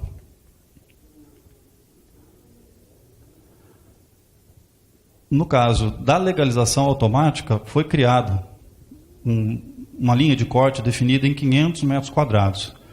Por que os 500 metros quadrados? Aquele número que a gente falou lá atrás. 70% das aprovações no município, via de regra, tem menos que 500 metros quadrados. Desses 70%, 80% não atinge 200 metros quadrados. São edificações residenciais e comerciais que não chegam a atingir sequer 200 metros quadrados. Então, esse é o perfil do profissional, esse é o perfil do cidadão que vai ser beneficiado pela aprovação automática. E o que acontece? As pessoas, mas como que funciona isso? Como que é aprovar automaticamente um projeto? Simplesmente a prefeitura, os nossos técnicos, não fazem a análise do projeto. Não analisa? Não analisa nada. Verifica a lista de documentos necessários, requerimento, escritura, matrícula, carnê de IPTU, comprovação da propriedade do imóvel. E o projeto que é apresentado, ele recebe o carimbo de aprovação. O que se verifica muitas vezes? Aqui eu vou fazer um paralelo que a gente nem tem isso na apresentação. Quando se protocola o processo em vias normais e passa, vocês aqui que já participaram da aprovação, é muito comum cometermos pequenas falhas. Cota de nível lançada errada, às vezes um número da inscrição imobiliária do imóvel, um 0 no final, um 1 no começo, digitado errado. O bairro era Jardim alguma coisa, saiu Vila alguma coisa. Tudo isso são dados de projeto que, quando analisados por alguém da prefeitura, resultaria num comunique-se para correção do projeto. E a dinâmica qual é? Esse processo ele já entra numa fila, né, o normal, ele já tem uma fila usual. Quando o analista pega, já se esperou aí às vezes 5, 10, 15 dias, desde a data do protocolo, esse analista vai enviar o comunique, o profissional vai receber o informe daquilo que está errado, que precisa ser corrigido no projeto, talvez 3, 4, 5 dias depois, e aí perde-se mais uma semana, 10 dias, até que se apresente esse novo projeto. No mínimo, a gente perde aí 30 dias, às vezes, para corrigir um número de inscrição imobiliária. Que do ponto de vista legal, do ponto de vista das normas edilícias, código de edificações e lei do zoneamento, não interfere em nada. Uma cota de nível lançada, do ponto de vista técnico, não lançada ou lançada errado, ela afeta. Mas do ponto de vista de aprovação de projeto, não. Então, isso passa sem ser verificado pelos nossos analistas e vai ser aprovado.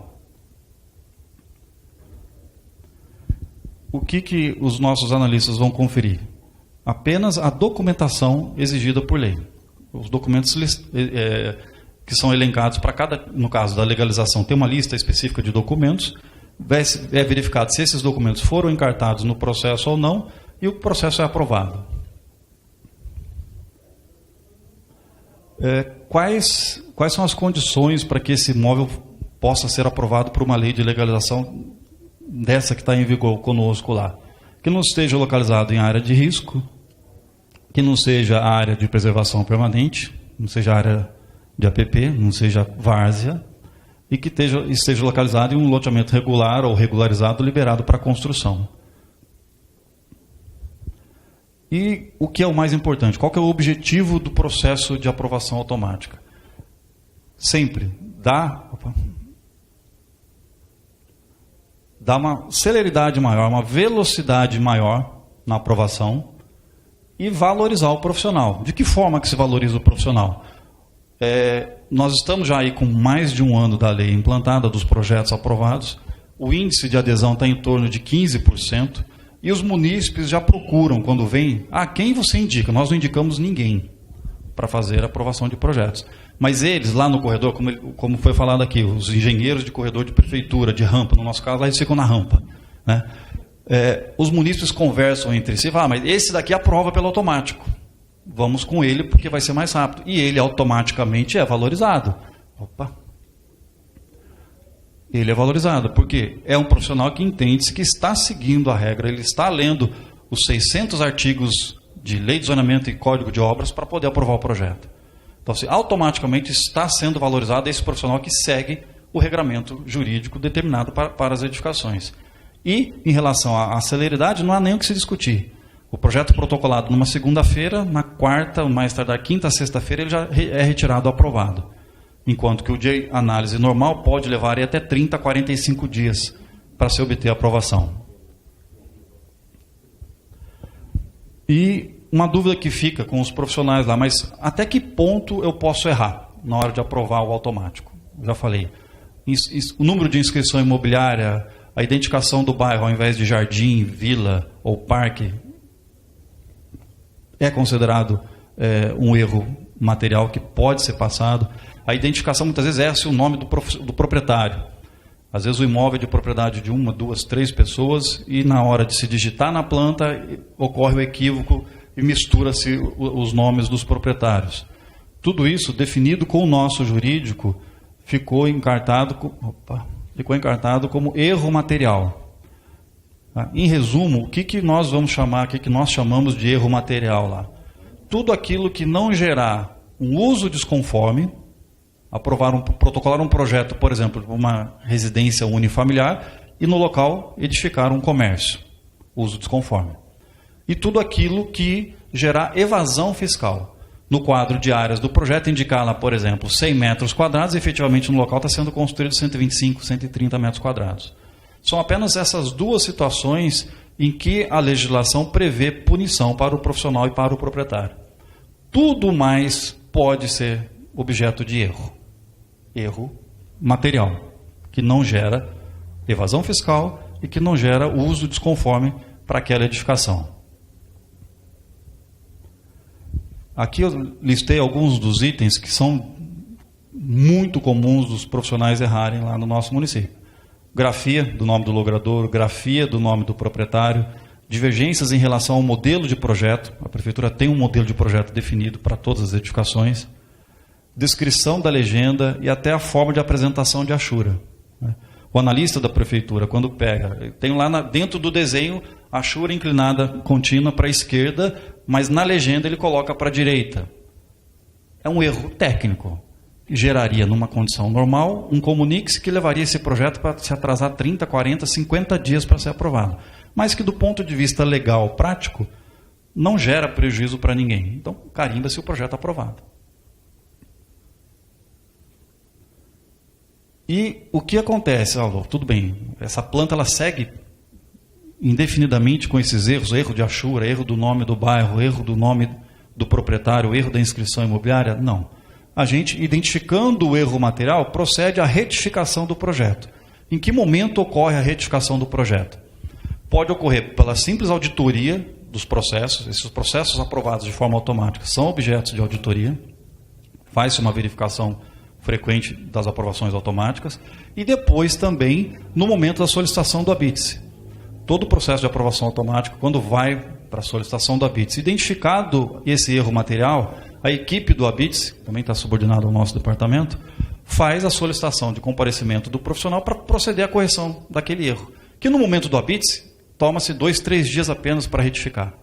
Se fosse no momento de análise, na fila enorme que nós temos de análise de projetos, levaria 30, 45, 50 dias. Então, assim, o ganho de tempo é absurdamente grande. Aqui alguns dados em relação aos processos que a gente tem pela lei de legalização até agora, dia 14. Os protocolados por trâmite regular em 2016 foram 1.620 e pela legalização automática foram 420. Agora, em 2017, o regular 168 e o automático 74. O volume todo até agora de legalizações, 2.282. Essa queda aqui, novamente explicando, em função da suspensão da lei nos períodos de janeiro até maio desse ano. E aqui o índice de deferimentos. Em 2016, a legalização automática somou 292 deferimentos, enquanto que os normais, os comuns, 679. Reparem, é quase 50%. O que isso representa? Porque no automático, como eu falei, não se faz a verificação de valores técnicos do projeto, enquanto que no comum, sim. Esse número aqui não é tão maior do que o automático, em função do comunique-se, que demora muitas vezes para receber um retorno. Nós, a prefeitura, às vezes você emite o comunique-se e nem sempre o profissional, por N razões, consegue retornar em tempo hábil para satisfazer a necessidade do cliente dele. Lembrando, ele pensou na obra na quinta, contratou o pedreiro na sexta e começou na segunda. Agora, em 2017, a gente teve 30 aprovações do automático, dos processos de legalização, e apenas um até agora. Somando aí 322 de automáticos e 680 das legalizações comuns. E aquilo que a gente verifica aqui, voltando, tudo que é protocolado pelo automático vai ser deferido? Não. Não é também uma porteira aberta em que tudo que entra passa. O técnico faz a verificação de documentação. Num procedimento normal, um trâmite normal de processo, emite-se um comunique-se para que a pessoa represente o documento faltante. O que a gente verifica lá? Acredito que aqui em São Carlos não deve ser diferente. Todo profissional cobra 50% no dia que abre o protocolo na prefeitura e cobra os outros 50% do trabalho quando entrega o projeto aprovado. E muitos dos profissionais de corredor, de rampa, que nós lá chamamos carinhosamente de caneteiros, fazem de tudo para aprovar, para protocolar para receber os 50% e muitas vezes protocola faltando o documento. E isso é que gera os indeferimentos dos automáticos. Simples ausência de documento obrigatório. Existe uma legislação municipal que não nos permite não abrir o processo faltando documento. Mesmo que a pessoa compareça lá só com o requerimento, uma folha de sulfite em branco, sem projeto, sem RT, por força de legislação municipal, nós temos que aceitar que a pessoa protocole o processo, não pode ser barrado. E muitas vezes a pessoa faz isso de má fé, simplesmente para receber os 50%. Só que agora, no automático, a gente tem a regra do indeferimento sumário. Protocolou faltando documento, vai deixar de protocolar, só que caiu na mão do analista. Esse documento ausente gera o indeferimento do processo. O tempo médio, eu já falei das aprovações normais de 30 a 45 dias, enquanto que o do automático é de 4 dias. A diferença é gritante. Se pensar que no caso das pequenas edificações, a pessoa tem, é o dia a dia do brasileiro, o pedreiro da preferência dele, o servente da preferência dele, que tem que estar disponível naquela segunda-feira. Se não tiver o projeto aprovado, ele não vai poder começar a obra. O engenheiro acompanhando, mas assim, eu não sei se aqui acontece isso, mas o que se verifica lá, os construtores, eles têm a etiqueta do pedreiro e do servente, mas não tem tanto a etiqueta do engenheiro e do arquiteto que vai acompanhar a obra dele. Ele se preocupa muito mais com quem vai ser o levantador das alvenarias dele lá do que aquele que vai projetar. Exatamente por aquilo que o Márcio falou. Porque lá, acredito que aqui não seja muito diferente, não é comum o profissional dar a cara a tapa, acompanhar efetivamente a obra, acompanhar passo a passo todas as fases de execução da obra.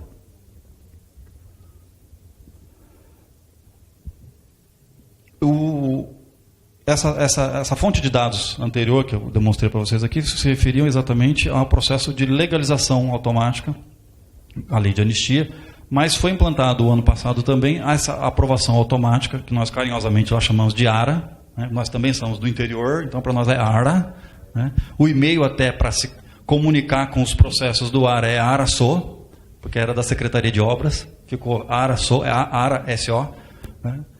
E o que foi implantado para o ARA? A mesma dinâmica da legalização automática.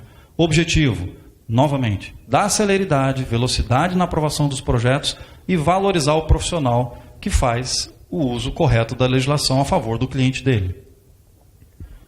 O nosso ARA ele foi instituído pela Lei 582 em 2016 e tem por objetivo a valorização do profissional. Muitos perguntam, de que forma efetivamente que eu vou me valorizar? Eu tenho punição. Na aprovação automática, a legislação prevê punição. Na aprovação normal, a legislação não prevê punição. Que tipo de punição pode ocorrer? Para o profissional que for verificado que ele cometeu algum erro que não seja erro material, está prevista a suspensão da inscrição municipal dele. Por 6 meses, ele fica proibido de protocolar processos dentro da prefeitura. Veja bem, não é suspensão do CREA dele, se for engenheiro, não é suspensão do CAL, se ele for um arquiteto. Ele pode exercer a atividade dele normalmente. Ele não pode entrar com um processo na prefeitura, porque todo engenheiro e arquiteto é um prestador de serviço regrado pela legislação de prestadores de serviço no município. No caso da legalização automática, o limitador era a área de 500 metros quadrados. Se fosse residência, comércio ou indústria, o limite instituído pela lei de legalização foi de 500 metros quadrados. Já para o ARA, as linhas de cortes foram definidas de forma diferente.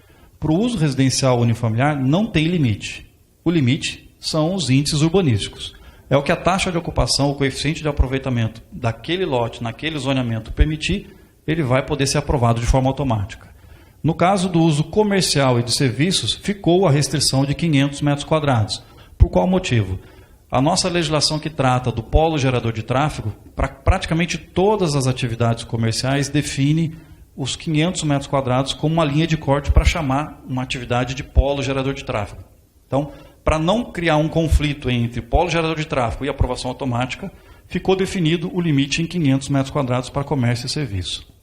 E no caso do uso industrial, 750 metros quadrados, para ir de encontro exatamente com a legislação do Corpo de Bombeiros. A partir de 750, as edificações têm que ter a reservação, tem que ter hidrante, tem que ter sprinkler. Aí, por solicitação até mesmo da Associação Comercial e Industrial e Fiesp, ficou-se definido para o uso industrial os 750 metros quadrados. Adolfo, mas e o tal do polo gerador de tráfego? Na nossa legislação, o uso industrial passa a ser polo gerador a partir de 1000. Então não gera conflito com a análise do ponto de vista de polo gerador de tráfego. E aqui alguns números das aprovações automáticas. de janeiro de 2016 a junho agora de 2017. Nós tivemos de trâmite regular 1.930 processos protocolados e no automático 161. Agora, em 2017, o trâmite regular atingimos 882, metade do ano, lembrando que estamos na metade do ano, e 109. Se mantido esse ritmo, a gente deve atingir algo em torno de 200 a 250 processos protocolados pelo automático para esse ano, um incremento aí de quase 50%. O que eu acredito que vai acontecer, por experiência esses anos todos na prefeitura, não vamos ter 100% das pessoas optando pelo automático, porque ainda dos 1.300.000 e poucos profissionais, só conseguimos caçar um.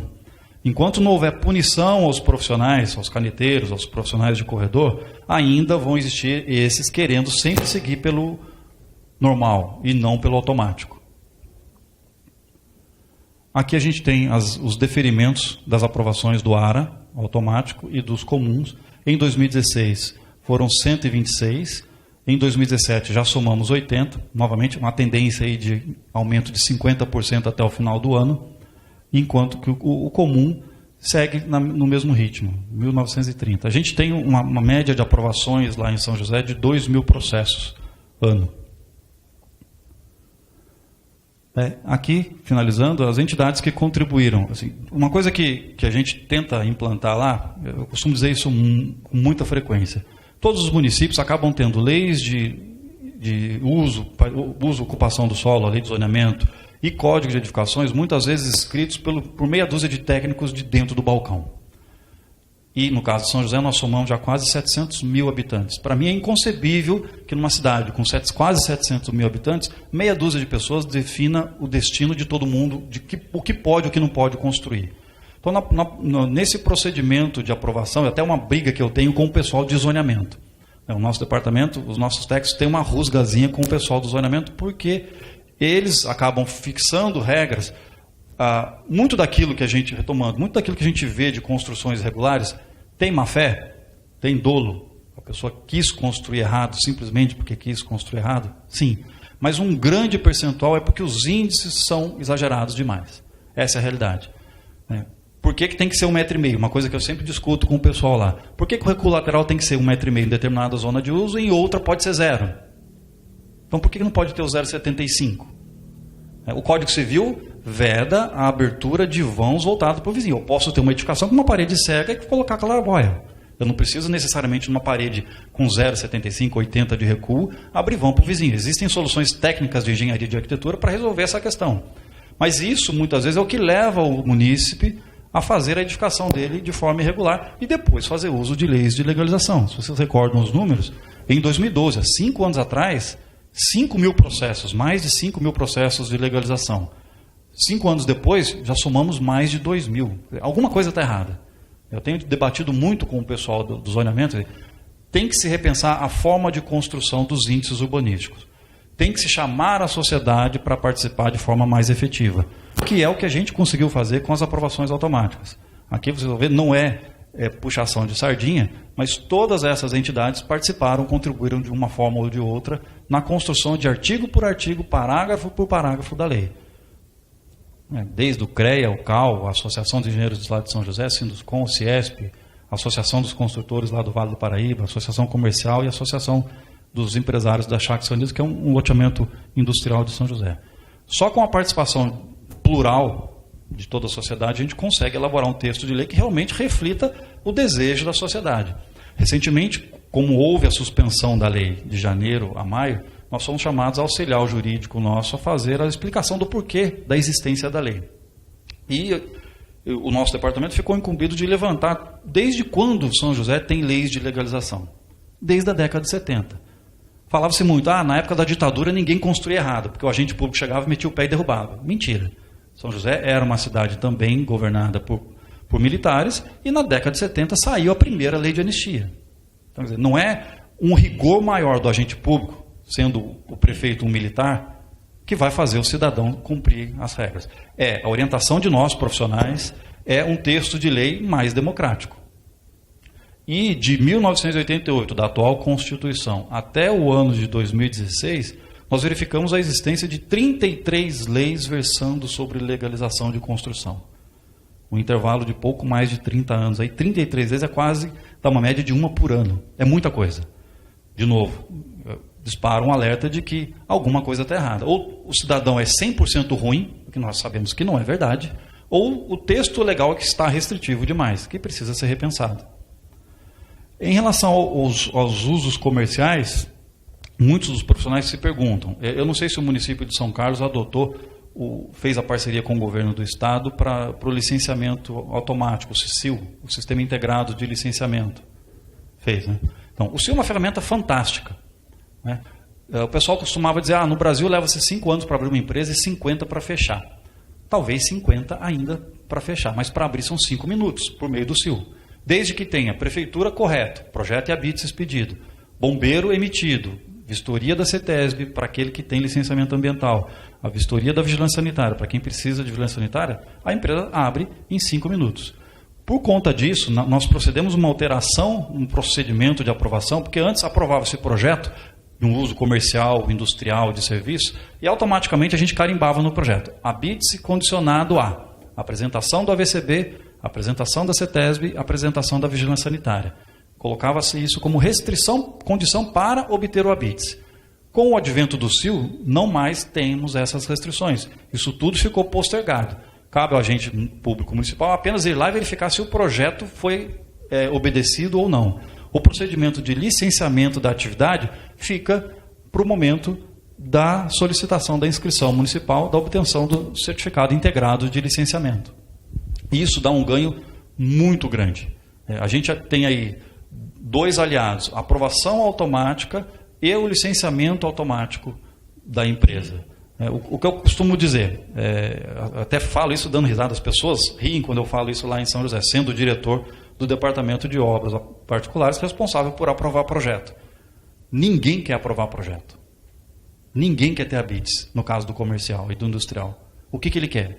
A inscrição municipal. Comprar e vender faturado. A luz do fim do túnel dele não é o projeto aprovado, não é o habites expedido, é o certificado integrado de licenciamento dele. E isso eu falo para os profissionais de lá, e esse conselho, se é que eu posso dar algum conselho para vocês, não mais vender apenas o projeto de aprovação na prefeitura. Venda o serviço de licenciamento da atividade também. Por quê? Quem faz esse licenciamento é um contador. E contador nenhum se preocupa em estudar a legislação do SIL de forma total, plena, para entregar um produto bom para o cliente dele. Quando a empresa enrosca no momento do licenciamento, o que o contador fala? A culpa é do engenheiro, porque ele não definiu a área correta, ele não definiu a atividade correta. Quando o engenheiro tira o dele da reta, explicando tecnicamente o porquê de ter o projeto daquela forma, aí o contador fala, a culpa então é da prefeitura. Quando, na verdade, o contador é que não está totalmente gabaritado para fazer aquele procedimento. E o engenheiro arquiteto pode auxiliar e muito. No nosso caso, em São José, a gente tem 5 classificações diferentes para os usos comerciais.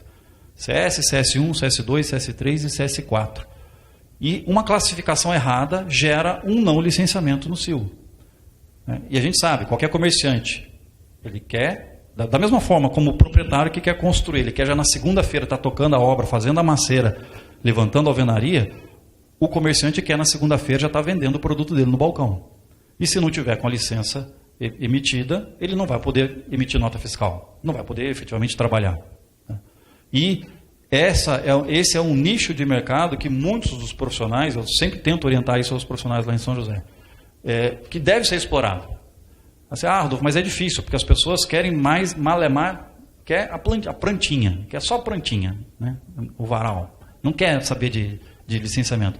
Mas tem que se forçar, trazer o munícipe, trazer o cliente para essa legalidade. Porque depois, a responsabilidade, de novo, puxando o Márcio, recai sobre o profissional que fez o projeto. Em última instância, uma empresa que não consegue se licenciar pode dizer, mas o engenheiro, o meu arquiteto é que não projetou corretamente, não produziu um projeto adequado para obter o licenciamento. Bom, é isso. Agradeço a todos a oportunidade. Se alguém tiver alguma dúvida, fico à disposição.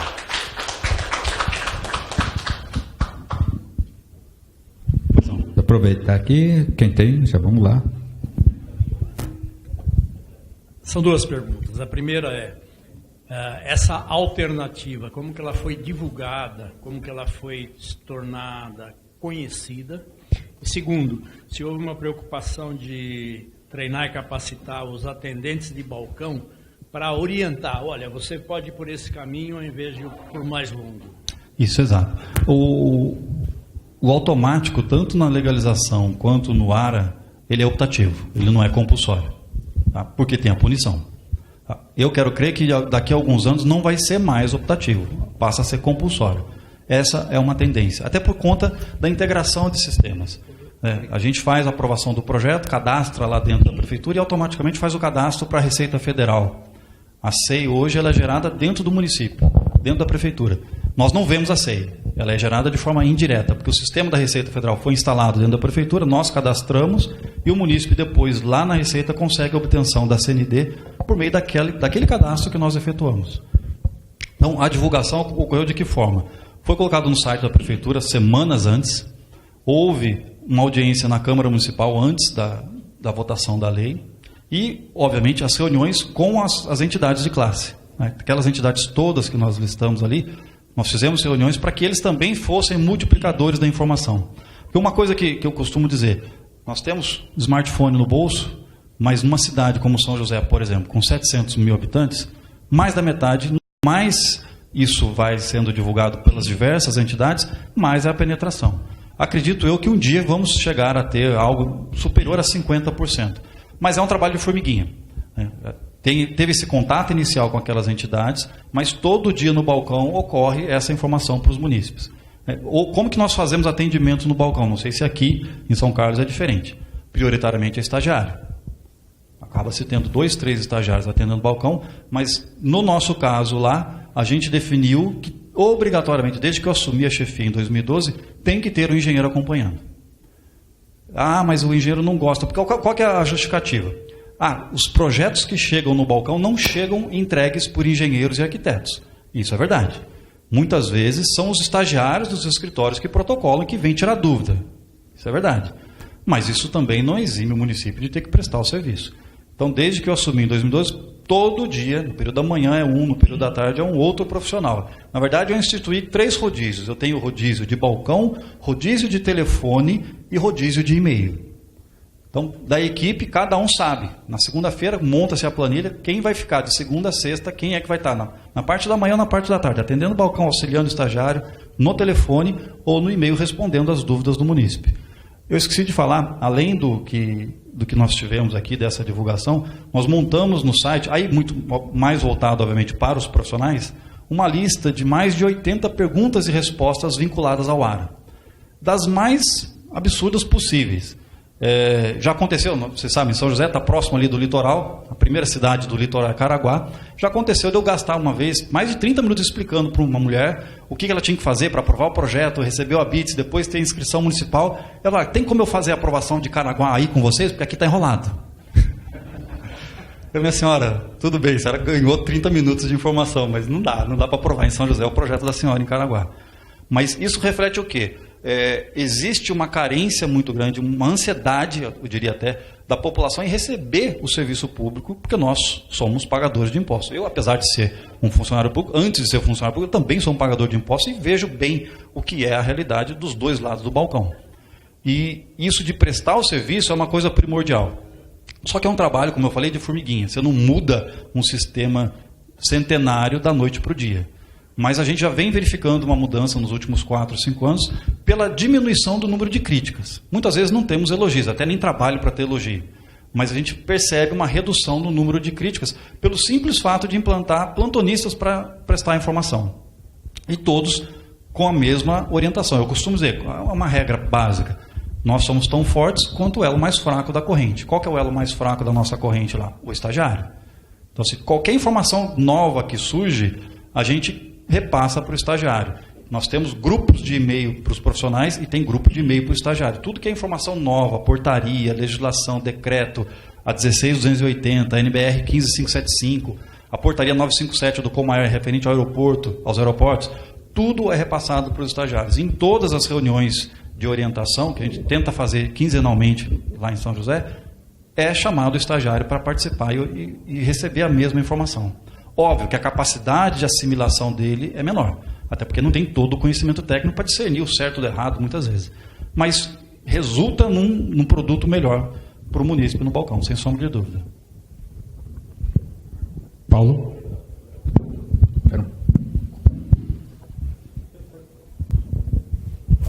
Boa noite. Boa noite. É sabido que do início da entrada do projeto até a finalização dele pode ocorrer mudanças, certo? Com esse projeto, aprovação automática, como seria isso? Da entrada um novo número, como é que faz essa alteração? Isso. O que acontece? Em São José, não sei, de novo, uma falha minha, não cheguei a pesquisar como é o procedimento, como é a demonstração do projeto aqui em São Carlos. Mas em São José a gente trabalha apenas com a implantação. Eu não tenho o detalhamento arquitetônico do projeto, é apenas o perímetro. Esse controle de como vão ficar os compartimentos, dimensão de quarto, sala, cozinha, banheiro, vão, caixilho, cabe ao fiscal no momento da vistoria do ABITS e ao profissional, que ele tem que ter conhecimento do Código de Obras e saber o dimensionamento. Então, assim, uma variação de projeto que altere alguma coisa interna não gera modificação nenhuma de projeto, porque o perímetro permanece o mesmo. O proprietário, o cliente, resolveu tirar o quarto, uma casa de meio lote. Resolveu tirar o quarto lá do recuo frontal, do primeiro cômodo, e botou mais para trás e pôs uma sala ali naquele local. Não demanda uma substituição de projeto, porque é só a implantação que a gente está aprovando. Mas se eventualmente a gente chegou a aprovar, aprovamos e por qualquer razão, desejo do cliente ou uma revisão técnica do próprio profissional que demande uma alteração de projeto, entra com um novo automático. São só 4 dias. Vai entrar na segunda-feira, na quinta está com ele aprovado de novo. Aprovação subsequente automaticamente cancela a anterior. Bem, boa noite, eu sou o Flávio. Eu sou de carreira da Prefeitura como arquiteto e hoje estou como diretor da aprovação de projetos, obras particulares e fiscalização. Então estou com esses 2 departamentos mais... Eu ganhei esse presente há 15 dias atrás também, a fiscalização. Então está no mesmo embalo que eu. Quanto ao atendimento, na verdade eu vou só passar a informação, não é nem tanto tirar dúvida. Aqui em São Carlos o atendimento sempre foi feito, então sempre o atendimento foi através dos engenheiros e arquitetos. Na gestão anterior nós fizemos o atendimento com agendamento, então liga e agenda com um profissional que está escalado para atender no dia também, então é feito dessa forma. E nós estamos tentando melhorar ainda mais isso, com atendimento mais personalizado, com espaço para atendimento, poder atender de uma forma mais tranquila o profissional externo. E agora o outro assunto seria da aprovação do licenciamento automático. O nosso vínculo com a construção já não é tão grande quanto o de vocês. Quando pede o licenciamento, não verifica-se o uso da edificação, verifica se tem edificação. A gente tem a ficha do cadastro do imóvel, onde tem área construída. Consta a área construída, o uso e ocupação, o zoneamento permite, libera. Não tem, às vezes o fiscal vai verificar no local se tem ou não construção.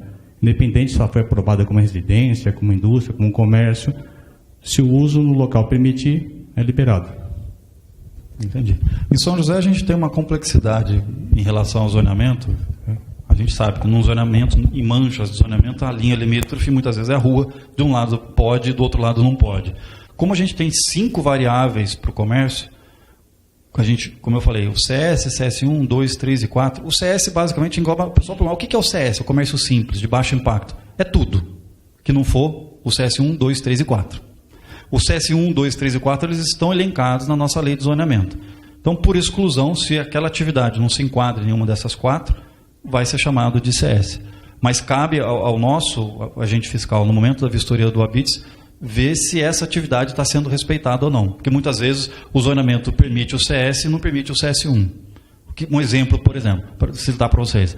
Uma lojinha de roupa, CS. Uma oficina mecânica, CS1. Então, se o profissional, o proprietário, construir para alugar, não sei o que eu vou colocar lá, e apareceu o inquilino para botar a oficina mecânica, mas naquele local o zoneamento não permite, o nosso fiscal já barra na hora da liberação do ABITS. Não vai causar o transtorno para ele montar a empresa lá na frente e depois, o município não quer arrecadar, o município não quer gerar emprego, não quer deixar a minha atividade ser exercida naquele local. Já barra no momento do ABITS. Mais alguma pergunta? Bem, Rodolfo e Márcio, Se fosse listar a quantidade de perguntas que a gente tem aqui, são muitas, né? Eu gostei muito dessa articulação dos dois, foi muito feliz, né? Você falando de responsabilidade profissional, ele falando lá da mecânica, da dinâmica da responsabilidade, trazendo para no caso de São José dos Campos. São Carlos aqui, agradeço ao Flávio por explicar com mais detalhes como é que é o nosso funcionamento aqui da cidade. Mas você falou uma coisa e que é uma realidade, né? Esses processos que são morosos, intricados, legislações, índices urbanísticos que são verdadeiras parábolas ou hipérboles, né? Isso é uma realidade, não se fecha. Eu sempre falo isso. A população, seja ela leiga ou técnica, nunca vai aguardar esse tempo. Por quê? Porque o cara quer viver, o cara quer morar, o cara quer sobreviver. E às vezes a gente cria alguns empecilhos nas nossas leis, nos nossos códigos de obra, nas nossas leis de zoneamento, porque ficam aquelas discussões efêmeras, né? E que não, que pode, não pode, a rua é isso. E quando você vê, a cidade já cresceu para 700 mil habitantes. E você me falou que tinha 5 mil regularizações, né? E você comentou uma coisa que é muito interessante. Uma lei de legalização por ano, em média. Sim. Ou seja, a gente vem de dificuldade para liberar facilidade no ano seguinte. Então, é uma postura que nós estamos na revisão do nosso plano diretor aqui, pensar nessas coisas. Né? Tomar cuidado, que às vezes alguma coisa que parece ser, ver como é que a dinâmica da cidade está indo, né? Entender isso. E às vezes, quanto mais participes de um plano diretor, ou que a associação coloca à disposição para debater isso com a população civil, com as entidades que não são só as técnicas, isso talvez ajude a não ter tantas leis de legalização, esclarecendo. Como o Márcio diz, trazer aqui a questão da responsabilidade de reformas de condomínio. Parece pouca coisa, mas se você sensibilizar uma pessoa que não é engenheira, que seria um síndico, a ter um profissional, seja ele arquiteto, engenheiro, tecnólogo, até técnico de edificações, isso já muda de patamar quando ele for definir ou entender a participação dele no meio da sociedade, quando tiver um plano diretor, por exemplo, tiver um código de obras. Hoje os síndicos, nós estamos vivendo em condomínio, seja ele horizontal ou vertical, ele tem tanto é que ele ganhou essa responsabilidade, né? Ele que agora que é o responsável, né? Ele é o prefeito do condomínio. Ele é o prefeito e ele responde civil e criminalmente, então isso tende, e lá no CREA, eu também sou conselheiro, eu vi que o número de ARTs, depois da aprovação da norma, ela deu uma subida, né? Por quê? Eu tenho família em São Paulo e lá eu vejo que trocar uma esquadria está sendo pedido uma RT, colocar substituir porta, ventilação, aquele lá, duto de ventilação para coifa de não sei o que, o sino vai mexer, eu quero. Tem equipamento elétrico, ventilação, janela, então está saindo, viu, RTs, muito... Isso é uma coisa boa, porque valoriza a profissão, essa exigência, mas trazendo aqui para o que você apresentou, que é como que a dinâmica da cidade, né? Tem que ter responsabilidade, né? Exato. Tem que ter a técnica, tá certo? Tem que ter a arte, que a gente não pode deixar, que a cidade é bonita, né? É uma beleza artística a cidade, e todo esse meio aí construindo legalmente dentro dos preceitos normativos, técnicos, né? E legais. Exato. Eu gostaria de agradecer aos dois aí, né? Eu não queria me estender muito tempo, mas... Rodolfo. Eu agradeço. Agora vamos ficar desse lado. Pessoal...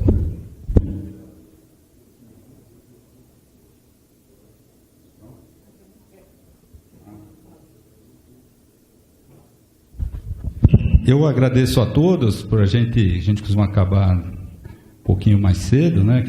Mas convido a todos aí, mas eu agradeço a todos. Aviso que amanhã tem a palestra com o capitão Jean sobre a aprovação de projetos no Corpo de Bombeiros. E convido todos aí a um coffee end, né? Vamos assim dizer. Só não tem um happy hour aí nosso, né? Obrigado, Rodolfo.